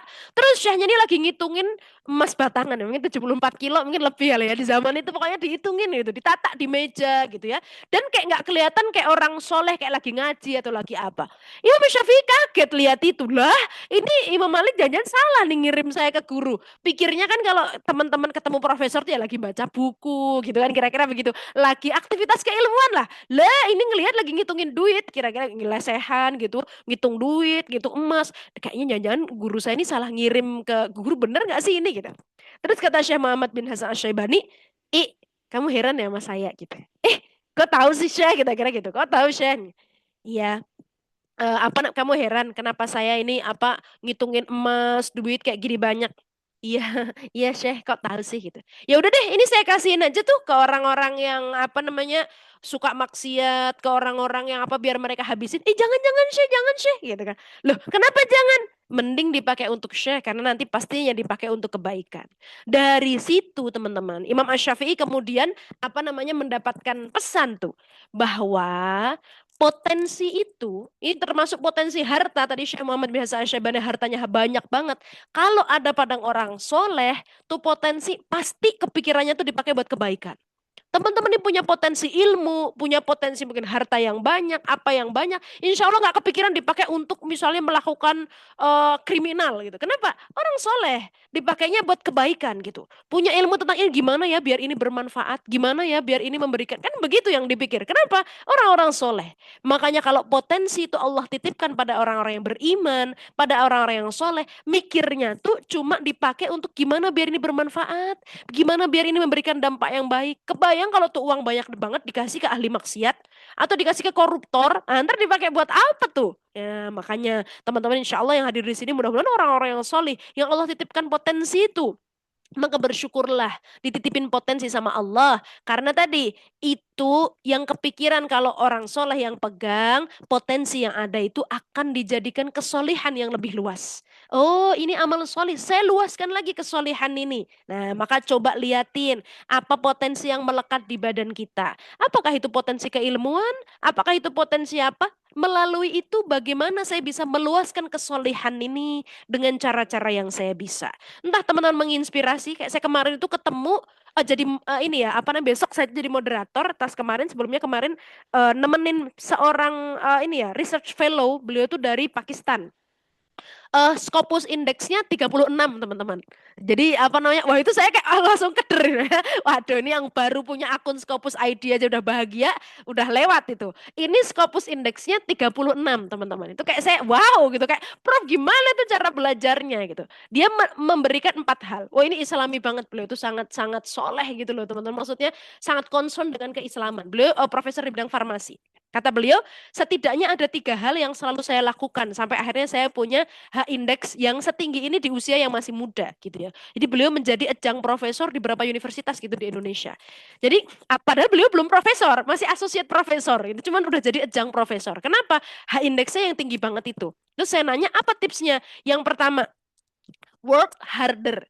Bekerja yang lebih keras dibandingkan dengan yang lain. Dulu pas saya mau lulus kuliah, itu syaratnya kita hanya pas lulus S3 ya, beliau cerita, itu syaratnya cuma publikasi Scopus kalau nggak salah 1 atau berapa gitu. Tapi saya buat more than that. I work harder to make it more. Saya bikin 6 publikasi Scopus selama saya kuliah. Wow, itu saya udah oke oke oke. Terus apa lagi katanya? Yang kedua adalah make connection. Bangun silaturahmi seluas-luasnya, sebanyak-banyaknya. Jadi kalau kamu datang ke conference, kamu ketemu orang, jangan cuma ngobrol-ngobrol, tapi make connection and collaboration after that. Jadi bikin tulisan lintas negara, bikin ketemu orang asing di dalam forum-forum ilmiah, jangan cuma ketemu doang, langsung habis ini kita bikin riset bareng apa.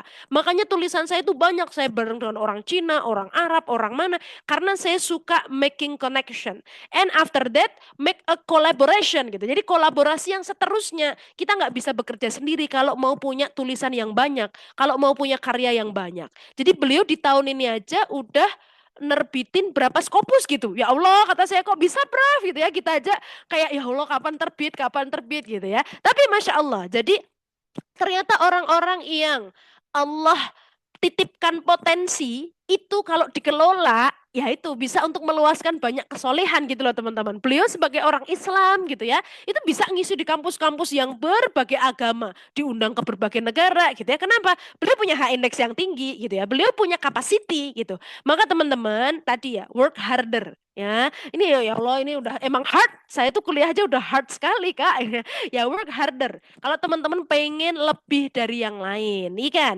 Work smarter, work harder, dan tadi collaboration. Oh, silaturahmi sebanyak-banyaknya. Ini temennya teman-teman kuliah ini network semuanya.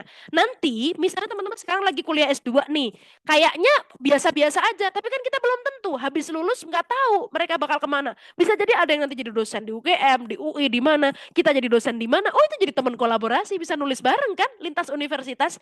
Makanya baik-baikin teman-temannya bersilaturahmi yang banyak-banyak. Karena bersilaturahmi itu benar meluaskan rezeki, teman-teman. Termasuk rezeki Scopus ID tadi. Iya kan? Teman-teman berteman misalnya ke pas kuliah di luar negeri nanti ketemu ini.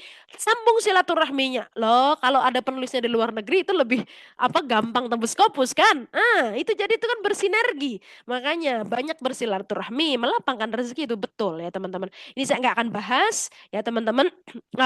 Ini cerita perlu nggak ya? Ya, jadi kapan sih kita harus fokus menjadi ibu? Ya kan suka galau. Nih saya mau kerja apa mau jadi ibu gitu ya. Izin saya minum lagi teman-teman. Pertama, kalau anak kita tidak dididik oleh orang yang sepadan dengan kita. Sepadan itu apa? Sepadan pengetahuannya, sepadan pengalaman hidupnya, sepadan visi misinya dengan kita. Ya susah nyari yang kayak gitu Kak, gitu kan. Lulusan SD kita cari yang jagain anak kita, lulusan SD, ibu S2. Lah, perilaku anak kita jadi kayak lulusan SD. Yang didik dia lulusan SD, hati-hati. Kalau ngerasa nggak bisa menyerahkan anak kita selama kita belajar itu kepada orang yang sepadan value-nya dengan kita, ngurusin anak kita nggak bisa terulang waktunya. Saya banyak ketemu orang tua yang menyesal. Dia saat di karir tertinggi yang dulu dia cita-citakan, udah jadi direktur, dia resign. Kata saya, ibu kenapa resign? Iya Ustazah, saya nyesel banget gitu. Dulu anak saya gini-gini. Gini. Lah, bukannya dulu ibu tuh sampai meninggalkan anak ibu untuk mengejar jabatan yang ini. Kenapa sekarang udah di posisi direktur malah resign? Saya sadar saya terlambat. Mumpung belum terlambat banget, saya resign sekarang. Tuh. Yang kedua, kalau gaji kita lebih kecil daripada gaji daycare, ya kan? Yang ngapain? Teman-teman capek-capek kerja buat ngebayar orang, ngejagain anak kita. Mending kita jagain sendiri yang udah punya pengetahuan yang banyak. Iya kan? Dan kalau anak kita perlu pendampingan yang khusus dan tentunya alasan-alasan lain yang sesuai dengan syariat Islam, ya. Saya itu pernah ketemu dengan guru TK yang PhD, teman-teman. PhD asli di Amerika. Guru TK. Wah, kalau anak kita bisa dititipin ke yang kayak gitu ya boleh. Tapi uang masuknya ke sana itu waktu itu 100 berapa gitu ya. Ya gurunya standarnya guru dekernya S3. Jadi apa namanya? Tapi keren banget anak-anaknya, saya lihat gimana output dari sekolah itu anak-anaknya seperti apa. Karena dia sangat concern. Bahkan beliau itu beliau di Amerika ya teman-teman. Jadi apa namanya? Tapi coaching salah satu sekolah di Indonesia, apa namanya? Untuk masuk ke sekolahnya itu sampai masih dalam kandungan sudah harus antri. Saking waiting list banget itu, susah banget masuk ke sekolah itu gitu ya. Ya cuman ya ini apa namanya? Terakhir teman-teman, ya udah karena kita ini multitasking, banyak banget ini, banyak cita-cita, banyak impian. Lakukan aja lah langkah-langkah kecil yang kita bisa lakukan. Biar Allah yang bantu panjangkan manfaatnya. Saya bisanya baru begini, lakukan aja apa yang kita bisa. Ya, setidaknya dengan langkah-langkah kecil kita ini Allah tahu kalau kita sudah berusaha. Dan biar Allah yang bantu panjangkan manfaatnya. Saya bisa nulis di Instagram @birulqadriyah. Mohon maaf lahir batin. Billahi taufiq wal hidayah. Waridha wal inayah. Wassalamualaikum warahmatullahi wabarakatuh. Waalaikumsalam warahmatullahi wabarakatuh. Wah, Masya Allah ya, atas penyampaian yang telah Ibu Birul sampaikan kepada kita, suatu hal yang luar biasa yang bisa kita pahami ya. Karena sejatinya yang telah Ibu Birul sampaikan, bahwasannya dalam Islam itu penting, sangat penting dan wajib menuntut ilmu ya teman-teman. Karena juga merupakan perintah di dalam Al-Quran, yakni dalam surah Al-Alaq ya, bahwasannya Allah menyuruh Iqra, bacalah ya. Kemudian juga Allah memberikan kepada manusia ya suatu potensi, yaitu potensi akal yang tidak dimiliki oleh makhluk lain. Karena Allah sudah menitipkan akal kepada kita, maka di sini kita memiliki kewajiban untuk merawat, menjaga akal itu. Dengan cara seperti apa? Dengan cara mencari ilmu tersebut dan juga melakukan pengulangan. Sebab itu dalam Islam tentunya ya teman-teman, kalau kita ingat-ingat ya, ibadah yang disukai adalah ibadah yang konsisten. Seperti tadi sudah Ibu Biro sampaikan adalah proses pengulangan seperti itu. Nah, kemudian ilmu ini juga harus dibarengi dengan namanya iman. Kenapa itu penting? Ya, karena untuk menjauhi hal-hal yang tidak Allah sukai seperti itu. Nah, makanya itu tadi Ibu Biro sampaikan juga bahwasannya ibadah itu bukan hanya hablum minallah, bukan hanya sekedar sholat ataupun zikir, tapi juga hablum minannas, hubungan kita kepada manusia yang lain dan juga hablum minafsi, seperti itu. Ya, oke, baik teman-teman, di sini kami membuka ya sesi tanya jawab. Jika teman-teman punya pertanyaan yang akan ditanyakan kepada Ibu Birul, di sini kami membuka forum dan kami persilakan. Boleh langsung untuk raise hand ataupun chat di kolom komentar. Oke, oke baik, kepada Mbak Nur Virus ya, kami persilakan untuk bertanya kepada Ibu Birul. Oke, terima kasih Mbak Fatih dan juga Mbak Biro Qadria. Masya Allah tadi, apa namanya? Masya Allah tadi penyampaian Mbak Biro tuh sangat insightful banget dan saya sangat terkesima sama apa yang disampaikan sama Mbak Biro kepada saya dan juga teman-teman yang ada di forum. Sekaligus saya mau ngucapin terima kasih kepada Mbak Fatih selaku moderator yang udah memberikan saya kesempatan untuk bertanya ke Mbak Biro. Mohon maaf ya Mbak dan Mbak Biro, saya izin off cam karena takut nanti kepental sinyalnya. Oke Mbak, aku mau nanya, semisal gini Mbak, kan saya pernah dapat kayak sejenis podcast dari salah seorang tokoh yang ada di Indonesia, yang beliau mengatakan bahwa nanti suatu saat Indonesia ini dan dunia tidak mementingkan yang namanya gelar. Nah, lalu bagaimana Mbak, jika kita yang punya mimpi atau punya cita-cita atau punya asa, terutama perempuan-perempuan atau wanita-wanita yang seperti kami-kami ini, untuk bisa melanjutkan studi lanjut atau mungkin bisa melanjutkan ke tingkat yang lebih baik lagi gitu ya. Sebelumnya izin memperkenalkan diri dulu Mbak, saya Virus dari salah satu universitas yang ada di Tangerang, saya masih mahasiswi psikologi Mbak, sarjana psikologi gitu. Terus kemudian pertanyaan berikutnya yang pertama tadi, yang kedua, adakah solusi jika memang kita tidak menemukan pengasuh. Kalau di psikologi kan ada yang namanya pengasuh, atau kita bilangnya adalah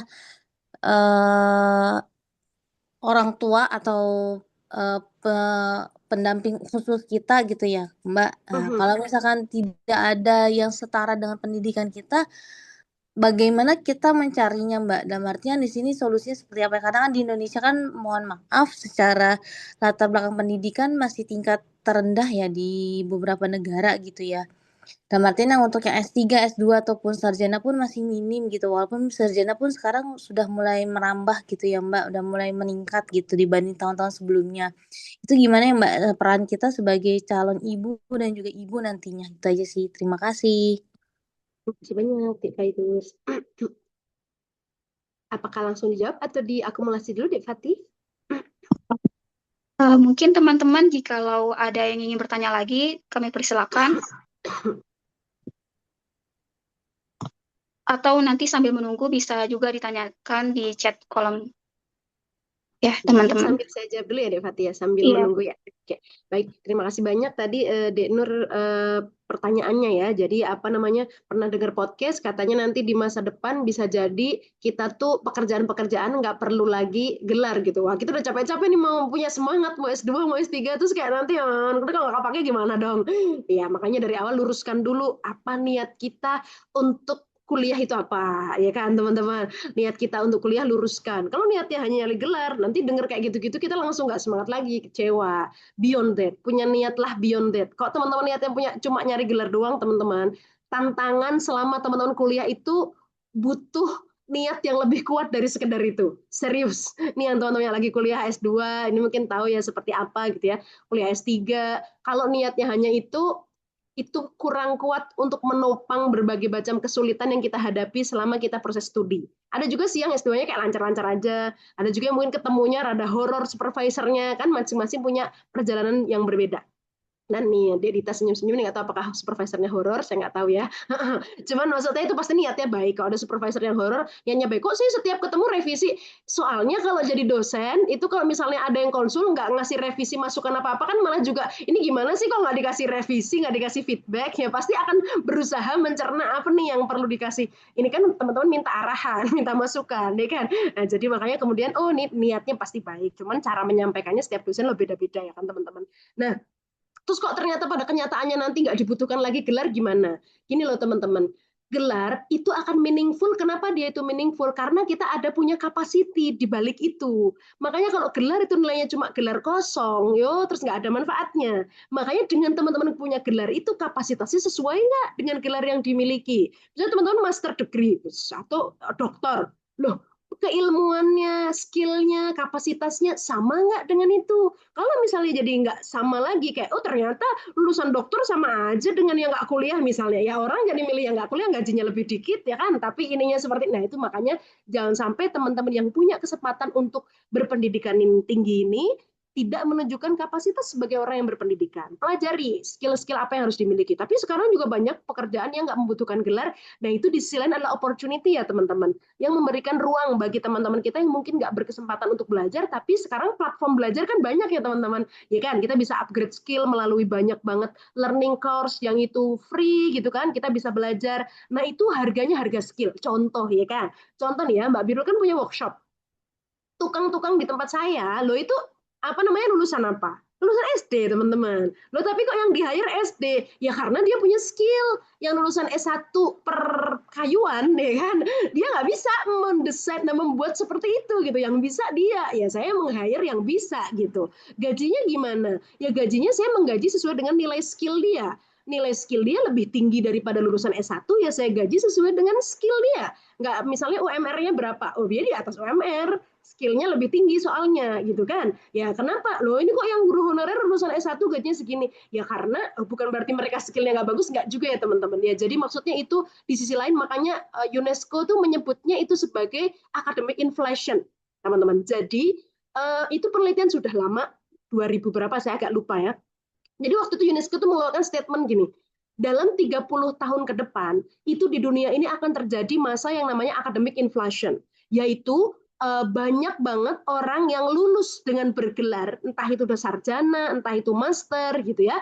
Dan itu tuh kebanyakan, ya sih kayak zaman sekarang loh, banyak banget gitu. Makanya profesi-profesi yang dulu itu tuh cukup kok lulusan SMA, sekarang apa namanya memberikan minimum syarat harus S1 misalnya. Kenapa? Ya karena banyak yang di ruang itu tuh banyak gitu. Ya jadi itu fenomena yang sekarang memang terjadi. Lah terus gimana dong Mbak? Kalau kebanyakan saya juga jadi deg-degan nih mau lulus S1 nanti kok nggak kepake gimana? Teman-teman punyalah sesuatu yang beyond, sesuatu yang memang spesifik, punya skill yang bagus sehingga orang akan nyari teman-teman, nyari ya kan teman-teman, nyari teman-teman karena oh ini bisa ini anak ini bisa begini bisa begitu, makanya itu namanya disebut membangun portofolio ya kan teman-teman. Selama kuliah tuh pengen gimana, kayak contohnya yang profesor tadi yang saya ketemu punya H indeks tinggi, dia cerita di negara saya itu banyak yang sudah profesor, nggak cuma associate profesor, tapi udah profesor. Tapi saya nggak tahu kenapa yang diundang ke negara-negara lain itu justru saya yang masih associate profesor. Kenapa? Karena saya bahkan sejak sekolah sudah berusaha menunjukkan kapasitas yang lebih dibandingkan dengan yang lain. Maka kalau sekarang orang memberikan peluang yang lebih, yaitu wajar. Paham kan teman-teman? Jadi opportunity itu di-create, diciptakan oleh kita sendiri. Ya caranya ya harus work harder. Mungkin yang lain sekarang kuliah-kuliah aja, teman-teman harus lebih dari itu. Udah mulai membangun portofolio yang lebih, sehingga ketika lulus, teman-teman punya capacity yang beyond that. Gitu ya teman-teman. Itu nggak mudah, tapi kalau Mbak Biru sih selalu yakin orang yang berilmu dan nggak hanya bergelar, tapi punya berilmu dan punya kapasitas yang bagus, itu ada ruang-ruang untuk membuat dia jadi bermanfaat sih. Insya Allah selalu ada. Kalaupun saya nggak terima kerja, ya ciptakan pekerjaan, ya kan teman-teman ya. Pokoknya dia tuh selalu punya kapasitas untuk menciptakan ruang-ruang kebermanfaatan dengan cara-caranya. Ya, ini itu yang pertama.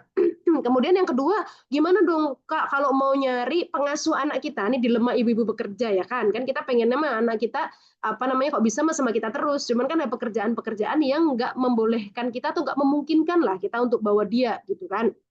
Gimana caranya untuk mencari pengasuh yang kapasitasnya setara dengan kita, ya setara pengetahuannya, setara secara visi misi. Sebenarnya banyak ya teman-teman sekarang daycare ataupun sekolah buat anak, daycare anak itu kalau di sekolah yang saya belajar itu tumbuh kembang anak, dia nggak mau menyebutnya daycare, dia menyebutnya ya sekolah untuk bayi gitu ya, karena di situ anak belajar gitu, nggak cuma dititipin biar jadi gede biar nggak nangis doang, enggak, anak itu belajar, dia stimulasi. Saya bahkan ketemu guru bayinya di sekolah itu, dia itu sepanjang merawat bayi itu tuh ngobrol terus. Jadi bayinya misalnya menggenggam apa ya kertas gitu. Wah, tangan kanannya sedang menggenggam. Lihat jari jempolnya terlipat. Wah, kakinya juga menjejak. Kata saya, Ibu mohon maaf, Ibu ini berhenti ngomongnya kapan ya? Nanti ketika bayi ini tidur, kata dia. Oh Masya Allah Bu, kata saya keren sekali gitu ya. Ya tapi di sekolah itu mahal memang, masuknya mahal. Kenapa? Dia menjamin kualitas gurunya. Maksudnya bukan berarti nggak ada, banyak teman-teman yang berkualitas, cuman dia untuk mencari orang yang berkualitas pasti ya harganya lebih mahal ya kan, dan itu apa challenge buat kita semua. Nah kalau kita nggak bisa yang kapasitasnya segitu, maka kita perlu membagi waktu dan membagi energi agar kita bisa memastikan ketika kita sampai di rumah, anak kita itu punya haknya sebagai anak, kita masih punya energi untuk bermain bersama dia, ya kan? Kita ketika di hari libur punya waktu untuk benar-benar membangun bonding dengan anak kita, dan itu saya tahu sangat tidak mudah ya, sebagai ibu bekerja yang ngalamin itu sangat tidak mudah sekali memastikan energi kita masih sisa dan utuh untuk keluarga kita di rumah dalam keadaan kita sendiri exhausted. Nah, itu sangat tidak mudah. Tapi itu pilihan kita, ya kan? Itu pilihan yang sedang kita perjuangkan. Dan insya Allah anak kita bisa kok kita ajak bertumbuh bersama-sama. Dalam hal yang tidak mudah, kan Allah sudah janji ya teman-teman, dalam kesulitan, bersama kesulitan ada dua kemudahan. Makanya perlu strategi.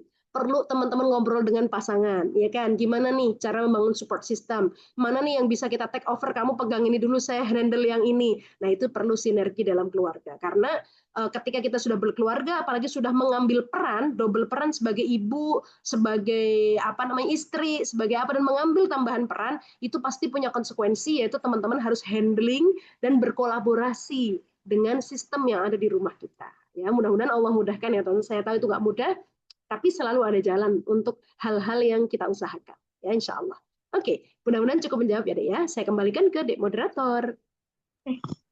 Ya, baik. Terima kasih pada Ibu Birul atas jawaban yang telah diberikan. Apakah sudah terjawab ya, Mbak Nur?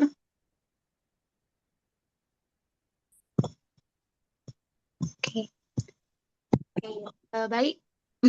Ya. Baik, ada pertanyaan berikutnya Ibu Birul oleh atas nama Mbak Rahmi. Ya, mungkin Mbak Rahmi kalau tidak berhalangan bisa menanyakan secara langsung. Dipersilakan. Bismillahirrahmanirrahim. Assalamualaikum warahmatullahi wabarakatuh. Terima kasih Ada di chat Mbak Mi pertanyaannya. Oke, baik. Jadi Bu Birul, Oh iya, saya bisa sambil membaca nih tulisannya di chat. Dek Rahmia ini ada ya, merupakan seorang guru, telah menyelesaikan studi S2.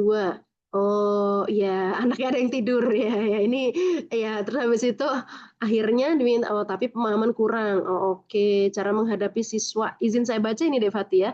Apa namanya cara agar mereka rajin membaca dan belajar. Ya itu emang challenge yang terjadi pada anak-anak gennya sekarang ya. Saya sebagai dosen juga melihat ada perubahan cara belajar pada masa kita dulu ya daerah Miat dengan masa anak-anak zaman sekarang ini kayak lebih ya Allah kita mikir ya Allah saya juga mendapati yang kayaknya udah pakai public speaking yang oke banget yang begini tapi masih ada aja mahasiswa yang kayak ya Allah gitu ya kok bisa nggak paham lo kok bisa ya itu emang salah satu challenge-nya gitu ya gimana agar mereka rajin membaca dan belajar ya jadi apa namanya memang kita membangun ketertarikan belajar pada mereka itu karena mereka sekarang melihat banyak media belajar yang macam-macam ya nah itu membuat kita juga jadi beradaptasinya itu kadang jujur Mbak Biru juga terseok-seok loh teman-teman kayak mereka udah tahu ini udah tahu itu kayak ya Allah kita tuh harus belajarnya tuh cepat banget untuk memahami banyak hal yang terkait dengan apa namanya metode belajar saat ini. Cuman yang biasa Mbak Biru lakukan nih dari pengalaman Mbak Biru nih untuk salah satu cara untuk mengontrol agar mereka itu tetap fokus belajar itu salah satunya adalah mengurangi distraksi. Maka biasanya kalau Mbak Biru itu di ruang kelas Mbak Biru selalu sebelum memulai kelas itu menyampaikan aturan di dalam kelas saya harus seperti apa. Contoh, di kelas Mbak Biru ketika Mbak Biru masuk itu pertama HP harus disimpan, kalau nggak simpan, ibu akan bantu simpan. Ya, itu yang pertama. Yang kedua, ketika misalnya presentasi, semua orang harus presentasi, tidak boleh bawa device HP, dan hanya satu yang menjadi operator, yang lain semua harus bicara. Ya, terus habis itu kalau misalnya ada penugasan, nah itu nanti apa ada timelinenya, kalau misalnya terlambat, nanti akan ada konsekuensi, nilainya berkurang atau gimana. Nah itu setiap kali masuk kelas, saya memberikan scaffolding namanya itu, pijakan spesifik. Di kelas saya nanti tata kerjanya seperti ini. Sehingga ketika ada anak yang melanggar aturan itu selama di kelas, saya tinggal mengingatkan, maaf tadi kita sudah punya aturan yang kita sama-sama sepakati di awal, yaitu seperti ini. Ibu lihat ada yang tidak sesuai, gimana ya baiknya? Atau saya lihat tiba-tiba yang pakai HP. Ibu lihat ada yang pegang HP, mau ibu bantu simpan atau mau disimpan sendiri? Ya, itu meskipun mahasiswa saya kayak gitu juga, karena itu salah satu distraksi terbesar. Anak-anak tuh pengen lihat HP, ngecek HP lagi gitu ya. Karena kita dalam riset di banyak riset ya, teman menemukan setiap orang itu sehari itu bisa cek layar HP, sentuh layar HP-nya itu sehari bisa lebih dari 90 kali. Ya, cek ya. Kita aja juga gitu ya. Selama tadi seminar udah ngecek berapa kali teman-teman nggak tahu ya. Ya jadi apa namanya salah satunya kurangi distraksi, yang kedua deh Rahmi berikan scaffolding. Jangan lupa pijakan. Apa nih aturannya? Kenapa sih perlu belajar seperti ini? Dan kalau usianya sudah SMA, itu mereka memang perlu juga belajar aktif. Jadi belajar aktif dalam artian pengetahuan, nggak hanya kita sendiri yang mengalirkan. Jadi kita mulai ajak mereka untuk diskusi. Meskipun kita akan tentu memberikan pengetahuan scaffolding. Saya tuh orang yang nggak terlalu setuju banget anak-anak tuh dilepas dengan presentasi semua. Meskipun mereka adult learner. Karena jatuhnya zaman sekarang ketika anak dilepas dengan presentasi semua, mereka presentasinya bikinnya pakai AI teman-teman. Habis itu nggak mempelajari teorinya. Jadi mereka presentasi tanpa pemahaman yang mendalam. Itu saya sedih sih, sejujurnya sedih. Kalau zaman kita dulu kan mau bikin presentasi benar-benar makalahnya dipelajari, loh makalahnya banyak yang dibikin pakai AI, pas presentasi bikinnya pakai AI. Jadi akhirnya pemahaman utuh itu nggak dapat. Kadang-kadang dosen juga masih atau guru masih perlu memberikan pengetahuan fondasi lah minimal, pengetahuan fondasi yang membuat mereka mengerti prinsip-prinsip dasar teman-teman ya, apalagi fisika ya kan Rami. Wah itu banyak banget prinsip dasar yang memang harus dijelaskan. Cuman challenge-nya adalah pada teknik menjelaskannya memang. Jadi nggak semuanya bisa di take over dengan teknologi. Anak-anak kita kalau semuanya di take over dengan teknologi, dia akan kehilangan kapasitas dirinya, teman-teman. Teknologi memang membantu, tapi itu sarana untuk membantu proses belajar. Jangan sampai itu menggantikan fungsi otak yang sedang kita tumbuhkan di anak-anak kita. Kan kita belajar tuh sedang memproses otak mereka, ya kan? Kita sedang menumbuhkan otak mereka agar berfungsi menjadi lebih baik. Jangan sampai kita juga kehilangan fungsi itu, fungsi pendidik untuk ke situ. Gitu ya, Dek Rahmi. Itu challenging dan Mbak Bir juga sedang menganalisis harus digimanain gitu ya. Cuman yang Mbak Bir lakukan dengan memberikan scaffolding dan sebagainya tadi itu ternyata memudahkan dan membuat mereka menjadi lebih concern. Mudah-mudahan bermanfaat ya, Dek Rahmi. Oke. Baik, silahkan Dek Fati, saya kembalikan ke Baik, alhamdulillah. Terima kasih Teh Birul atas jawabannya. Mungkin sama-sama. ini terdapat 2 pertanyaan terakhir Teh Birul, Ibu Birul. Ya. Mungkin untuk jawabannya bisa jadikan satu ya, yakni pertanyaan dari kolom komentar atas nama Via Aini. Pertanyaannya adalah izin bertanya Mbak Birul, bagaimana cara membangkitkan motivasi untuk meningkatkan kapasitas di tengah ketidakpastian pemerintahan dan pembukaan lapangan kerja saat ini? Karena saya merasa kayak ya Allah gimana ini ya masa depan seperti itu. Iya benar lagi. Iya. Kemudian Waktu nonton buka medsos mungkin tiap hari jadi ya Allah gitu ya. Ya Allah apa lagi nih ya Allah gitu ya. Buka macam-macam gitu ya. Zaman sekarang ya apa ada anak ini ya Allah kayak katanya ada 19.000 lapangan pekerjaan. Loh kok ini kok yang ada loh ternyata lapangan di apa MBG misalnya dan sebagainya. Jadi maksudnya gimana nih di tengah ketidakpastian. Ini jawaban ini diberikan oleh Habib Umar ya teman-teman, atau salah satu ulama harismatik yang sekarang apa menjadi salah satu patron ya di dunia. Beliau itu menyampaikan kurang lebih kalimatnya begini. Di tengah banyak hal yang ketidakpastian, ekonomi yang kayak gini, perang dunia yang membuat kita ngerasa ketakutan, padahal juga ketakutan, khawatir yang berlebih gitu ya dengan melihat apa? Ingat-ingatlah gitu. Tuhan kita tuh masih Allah, yang memegang rezeki kita tuh Allah. Itu yang diingat-ingat teman-teman. Iya kan? Yang memegang kan jatah yang menjatah rezeki kita. Maksudnya kuatin iman. Makanya hari kita belajar, nggak cukup ilmu aja, perlu iman. Karena itu yang membuat kita stabil dalam situasi yang tidak stabil, teman-teman. Iya kan? Dalam segala satu ketidakpastian. Tapi alhamdulillah, rezeki kita itu udah pasti diatur sama Allah. Dan yang ngatur itu bukan seseorang yang labil, ya kan? Yang ngatur itu Allah yang tidak terpengaruh oleh politik, yang tidak terpengaruh oleh macam-macam. Nah, maka ketika kita dalam keadaan sulit, dalam keadaan ketidakpastian, uruslah hal-hal yang pasti-pasti, perbaiki hubungan sama Allah, ya kan? Ya Allah ini apa maksudnya? Saya dulu juga sering gitu deh, ya Allah kenapa sih dibikin kayak gini? Kenapa saya harus begini? Tapi nanti teman-teman biasanya akan menemukan hikmah setelah itu. Mungkin setelah 10 tahun lagi kayak, wah alhamdulillah dulu saya tuh mau daftar ke sini nggak diterima, ternyata Allah maksud. Dek saya itu juga gitu loh teman-teman.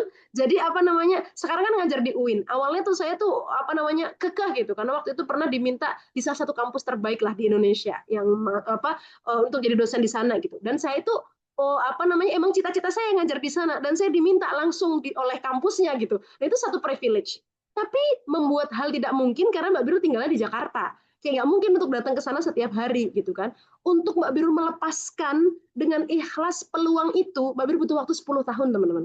10 tahun untuk kayak saya pengen tetap di sana karena itu peluang yang diberikan gitu. Saya nggak mau ke tempat lain gitu. Sampai akhirnya kemudian setelah 10 tahun itu Mbak Biru tuh berani membuat surat yang Mbak Biru kirim ke kampus yang meminta Mbak Biru itu bilang bahwa meskipun saya tidak di kampus ini, tapi insya Allah alma mater ini akan selalu menyala di hati saya dan akan saya nyalakan nyalanya di tempat yang lain gitu. Dan alhamdulillah dari sejak hari itu saya iseng banget daftar PNS dosen di UIN gitu. Kayak dulu tuh nggak ada cita-cita jadi PNS apa gitu, awalnya nggak ada.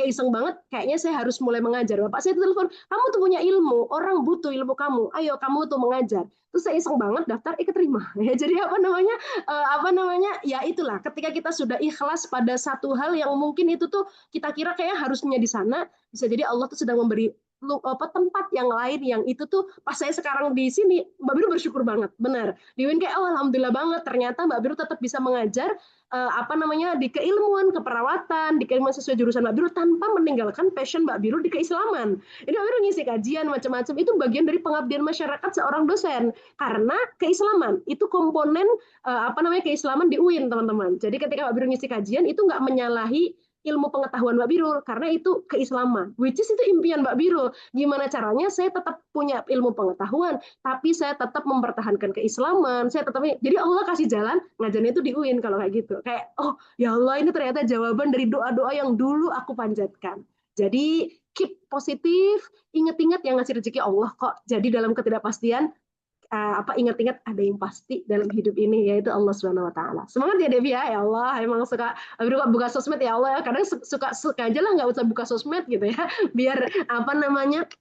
Tapi itu katanya pahala sabar, pahala sabar ya Allah ya kan, jadi biar banyak zikir ya Allah gitu ya. Oke, semangat ya teman-teman semuanya, ini Gen Z terutama ya. Oke, baik Pak Biru, kembalikan ke Devati, monggo Dek. Baik, Ibu Birul, mungkin teman-teman satu pertanyaan terakhir karena mengingat waktu kita yang terbatas, yakni kami persilakan kepada Mbak Nesa Okta Mirza. Pada Mbak Nesa, dipersilakan. Oke, terima kasih moderator. Maaf ya, pemateri dan moderator, mungkin saya tidak bisa menyalakan kamera karena jaringan juga tidak stabil.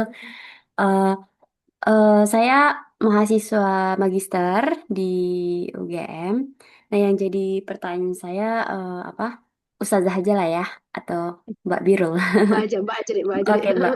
Jadi kan gini, karena saya kan masih single. Nah, itu tuh kayak eh apalagi kayak udah masuk di umur 30 itu kan banyak ketakutan-ketakutan. Nah, sekarang Paham. saya juga punya ketakutan apakah saya punya jodoh gitu. Terus kan pasti kita sebagai perempuan muslimah mempersiapkan diri, tugas tugas terbaik perempuan itu adalah menjadi ibu dan berbakti kepada suami gitu.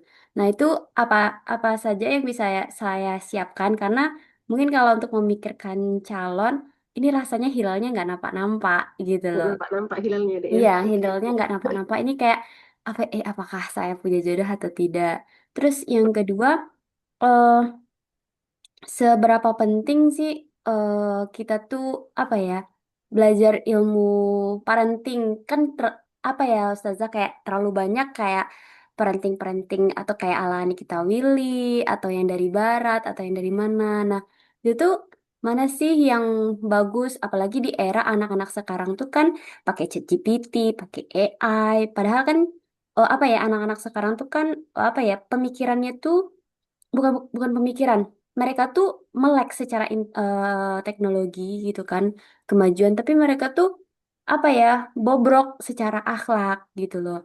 Eh, Terkadang pun saya juga merasa kayak di umur yang 30 ini, kok saya masih seperti anak kecil ya gitu. Padahal Rasulullah pun kayak apa ya kayak Ali bin Abi Thalib itu tuh kayak dewasa banget, pemikirannya udah matang gitu. Itu sih, Mbak. Terima kasih. Sama deh. Baik, ini apa namanya menarik ya, pertanyaan tentang kekhawatiran menunggu si dia hilangnya nggak nampak-nampak nih usia udah bertambah gitu ya. Jadi ya menarik ya teman-teman. Jadi gini teman-teman, setiap orang itu pasti diuji Allah. Emang Allah sendiri yang berjanji ya, setiap orang akan diuji dengan ada kelaparan, rasa takut, dengan khawatir. Nah, khawatirnya setiap orang juga berbeda-beda.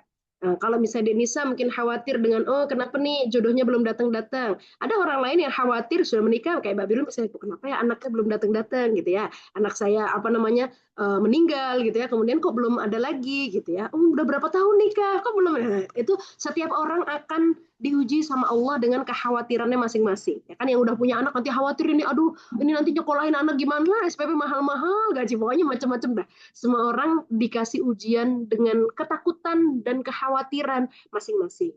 Biar apa sih sebenarnya? Biar kita ingat terus sama Allah gitu ya teman-teman, bahwa apa namanya ada masih kita tuh segimana gimana pun ya ternyata masih butuh Allah. Terus saya harus ngapain tuh Mbak sekarang ini gitu ya, mau mempersiapkan untuk ke sana memang perlu, tapi apa yang harus saya lakukan?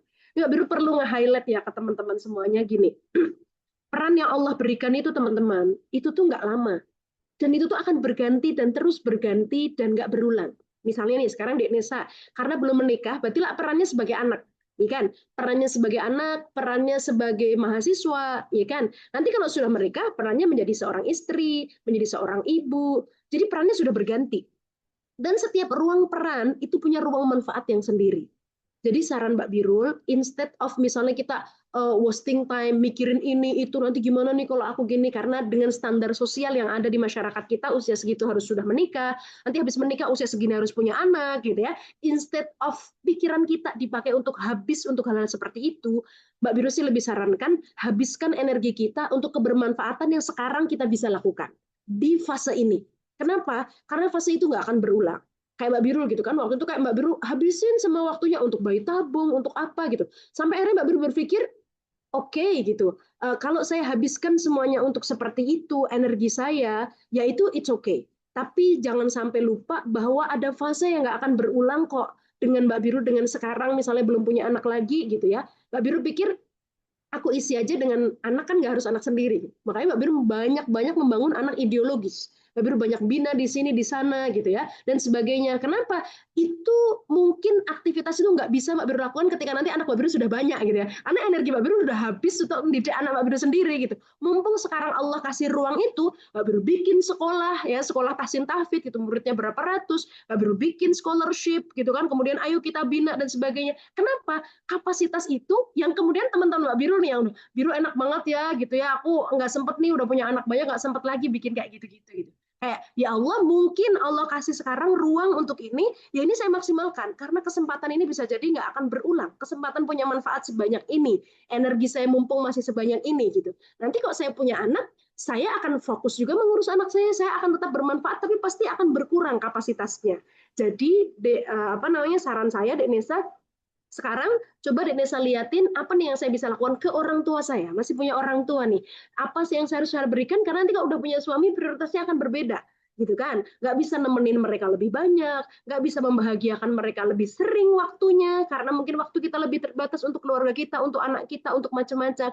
Apa yang sekarang sedang ada di depan mata kita, manfaat yang kita bisa berikan, maksimalkan. Karena itu nggak bakal terulang. Ya, jadi saya pernah ketemu seorang nenek banget gitu ya.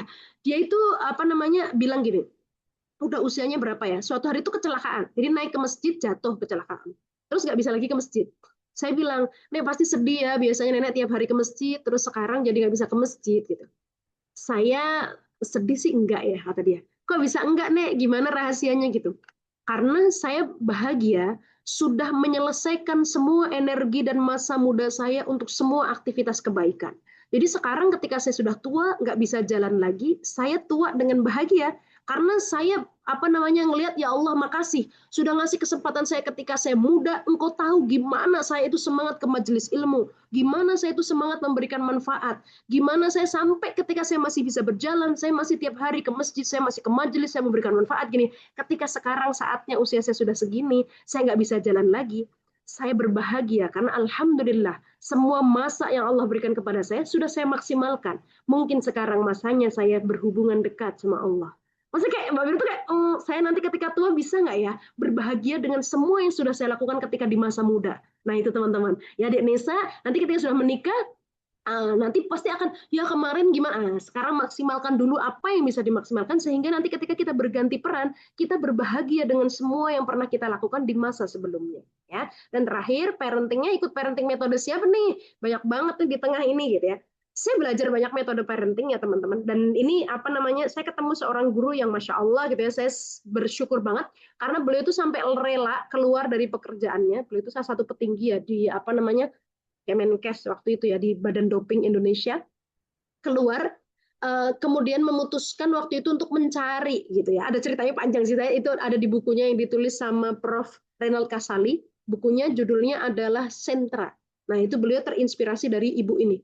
Nah, karena beliau Prof. Renald Kasali dan istrinya itu belajar dari ibu ini tentang sistem pendidikan anak, akhirnya beliau bikin sekolah dan sebenarnya terinspirasi dari sekolah yang beliau dirikan ini. Jadi beliau tuh keliling dunia untuk mencari metode pendidikan anak yang paling bagus tuh di mana. Beliau cari itu Montessori, beliau cari sistem apapun yang ada di dunia, sampai akhirnya ketemu ke satu sekolah yang saya ceritain tadi, guru TK-nya bahkan PhD.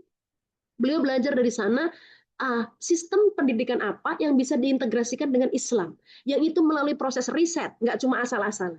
Dan beliau menemukan namanya sistem sentra atau BCCT ya, Beyond Centered and Circle Time ya. Jadi tapi yang sentra yang sebenarnya, soalnya sekarang di Indonesia banyak banget sistem sentra, yang itu orang pertama kali yang bawa sistem sentra itu ke Indonesia itu adalah beliau, dan itu kalau kita belajar sistem sentra dengan mendalam, itu di dalamnya memberikan foundation bahwa ternyata yang kita perlu ajarkan ke anak-anak kita bukan kecanggihan teknologi, tapi tentang foundation. Matematikal misalnya, ya foundationnya matematika itu gimana? Misalnya, anak itu menangis, guru mengajarkan matematika tentang menangis bahkan, gitu ya. Dia menangis, oh ini tangisan kamu yang ketiga kalinya. Saya lihat guru-guru di sana tuh bayangin, oh ini kamu menangis yang ketiga kali hari ini, gimana? Bayangkan, anak nangis saja bisa belajar matematika karena gurunya mengajarkan matematika. Bu guru sedang berjalan, bu guru perlu 10 langkah menuju kamu. Sabar sebentar ya. Ini 3 langkah lagi bu guru sampai.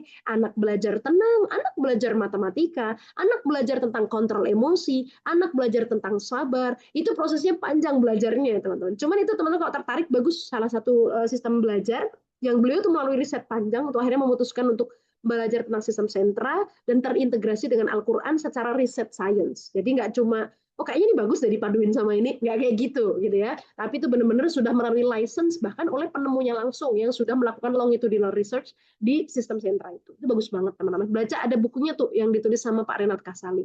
Itu menceritakan tentang beliau. Salah satunya ya, nanti teman-teman panjang itu belajarnya bertahun-tahun untuk bisa paham ya. Cuman terus belajar dan tadi belajarlah tentang ilmu itu secara mendalam dan secara foundation, karena kalau teknologi kita nggak terlalu belajar aja, anak kita nanti bisa belajar loh teman-teman. HP nggak usah diajarin anak kita main TikTok, dia bisa dikasih HP nanti belajar. Nah itu nature-nya mereka karena teknologi itu dibikin semudah mungkin biar kita mudah menggunakan. Tapi yang perlu mereka pelajari adalah foundation ya, tentang ilmu-ilmu dasar ya, kayak tadi fisika misalnya, kenapa sih angin itu bisa menerbangkan ini. Nah itulah pentingnya ibu mengalirkan semua pengetahuan. Saya pas hari pertama di sana kaget ngelihat anak, gurunya itu untuk belajar di sentra science itu guru biologi, sarjana biologi ya. Terus pada anak kan yang niup air sabun tuh loh, niup-niup. Nah itu pentingnya ibu tuh dikasih kosakata yang banyak karena biar dia mendampingi tumbuh kembang anaknya. Dia niup air sabun, lihat kata gurunya, air sabunnya gelembungnya kecil, kalau kita tiup lebih besar gimana, lebih kuat gimana? Oh, gelembungnya lebih besar, lihat dia terbang ke arah kanan. Berarti ada apa ya? Kenapa dia bisa terbang ke kanan? Oh, ada yang namanya arah angin. Ternyata anginnya bergerak, ada arahnya. Coba sekarang tiup lagi. Maksudnya anak di usia yang TKA, masih kecil-kecil, dia sudah mengerti arah angin, dia mengerti volume. Kenapa lebih besar? Itu namanya volume, di dalamnya ada udaranya. Ini banget, jadi anaknya masih kecil banget, dia sudah mengerti namanya fotosintesis itu seperti apa.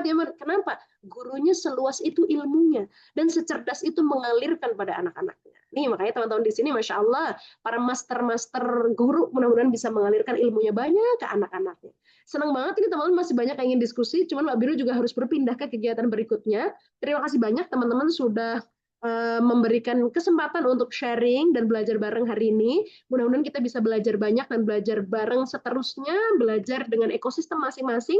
Mbak Biru biasanya nulis di Instagram Mbak Biru, meskipun akhir-akhir ini lagi banyak nggak nulis karena lagi nulis penelitian ya teman-teman, jadi lama nggak nulis di Instagram. Nah ini Instagram @birulqadriyah, boleh banget nih teman-teman, mungkin juga di fase itu ya Allah gitu ya, nggak sempat buat update diri di sosial media karena sedang mengupdate keilmuan ya kan, which is lebih penting ya kan. Semoga bermanfaat teman-teman sharing yang Mbak Biru sharingkan hari ini, saling belajar dan terus belajar sampai kapan ya, sampai Allah menyampaikan waktu belajarmu sudah habis, ketika maut sudah tiba. Nggak mudah, tapi itu Allah suka. Mudah-mudahan bermanfaat. Mbak Biru akhiri, billahi taufiq wal hidayah. Wassalamualaikum warahmatullahi wabarakatuh. Waalaikumsalam warahmatullahi wabarakatuh. Masya Allah ya teman-teman, atas insight dan juga jawaban yang telah Ibu Birul berikan kepada kita. Sebelumnya terima kasih banyak kepada teman-teman atas antusiasnya ya. Namun karena keterbatasan waktu, maka pertanyaan kita batasi menjadi 3 pertanyaan. Seperti itu.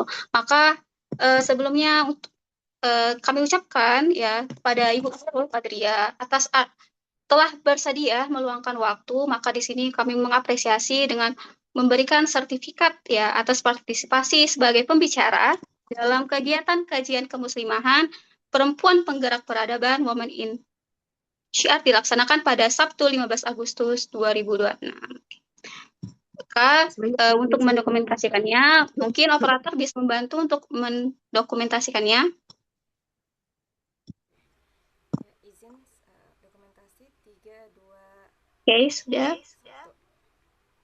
Oke, izin hitung ya, Ibu Birul. 3, 2, 1, 2, 3. Oke, baik. Oke. Baik teman-teman, untuk mengabadikan secara keseluruhan kegiatan pada hari ini, mungkin bagi teman-teman yang tidak berhalangan untuk mengaktifkan kamera, dipersilakan untuk mengaktifkan kamera, agar momen ini bisa menjadi kenangan dan abadi selamanya. Oke, untuk operator, bisa mempersiapkan. Ya, siap. 3, 2, 1. Mohon izin operator bisa dihitung. Oke. 3, 2, 1. Ya, sudah.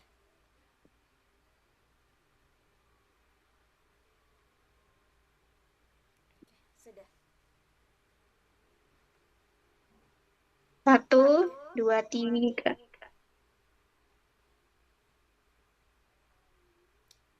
Oke, satu lagi mungkin ya.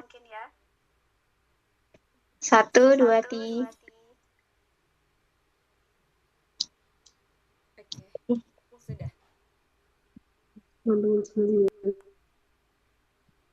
Baik, kepada Tebirul, jikalau ada aktivitas yang lain yang hendak dikerjakan, sudah bisa untuk melanjutkan aktivitas lain. Sebelumnya kami mengucapkan terima kasih banyak kepada Ibu Berul yang telah meluangkan waktu. Semoga materi pada hari ini ya bermanfaat tentunya bagi kami semua. Dan juga tentunya kami bisa menjadi inspirasi seperti Ibu Berul. Amin ya Rabbal Alamin. Izin pamit ya teman-teman semuanya. Terima kasih banyak sekali lagi. Terima kasih. Assalamualaikum. Selamat belajar. Waalaikumsalam.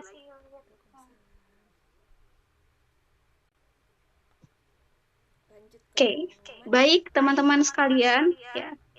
Kegiatan kita tidak berhenti hanya sekedar talk show dan dokumentasi, ya. Ada sesuatu yang spesial gitu dari kami, ya tentunya Kemuslimahan Porsi Himpas, yakni ada pengumuman kemenangan challenge yang sudah melakukan challenge pada hari-hari sebelum kegiatan ini berlangsung, ya. Dan yang berhasil dan memenangkan challenge tersebut adalah akun bernama @tulisan Amira atas nama calon alumni HUN.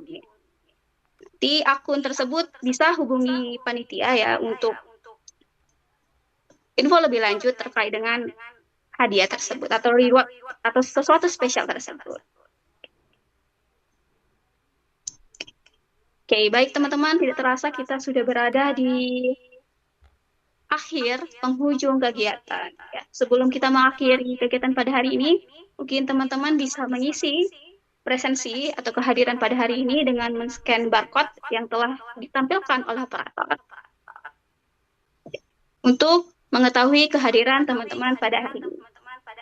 Waktu kami berikan 2 menit untuk mengisi presensi.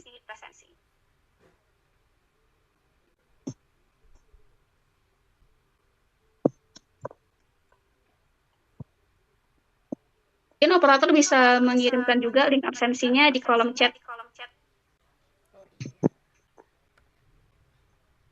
Aku kirimnya ini sih di grup WA. Karena ada udah berapa yang udah keluar. Jadi aku kirimnya di grup WA supaya nanti bisa scan barcode.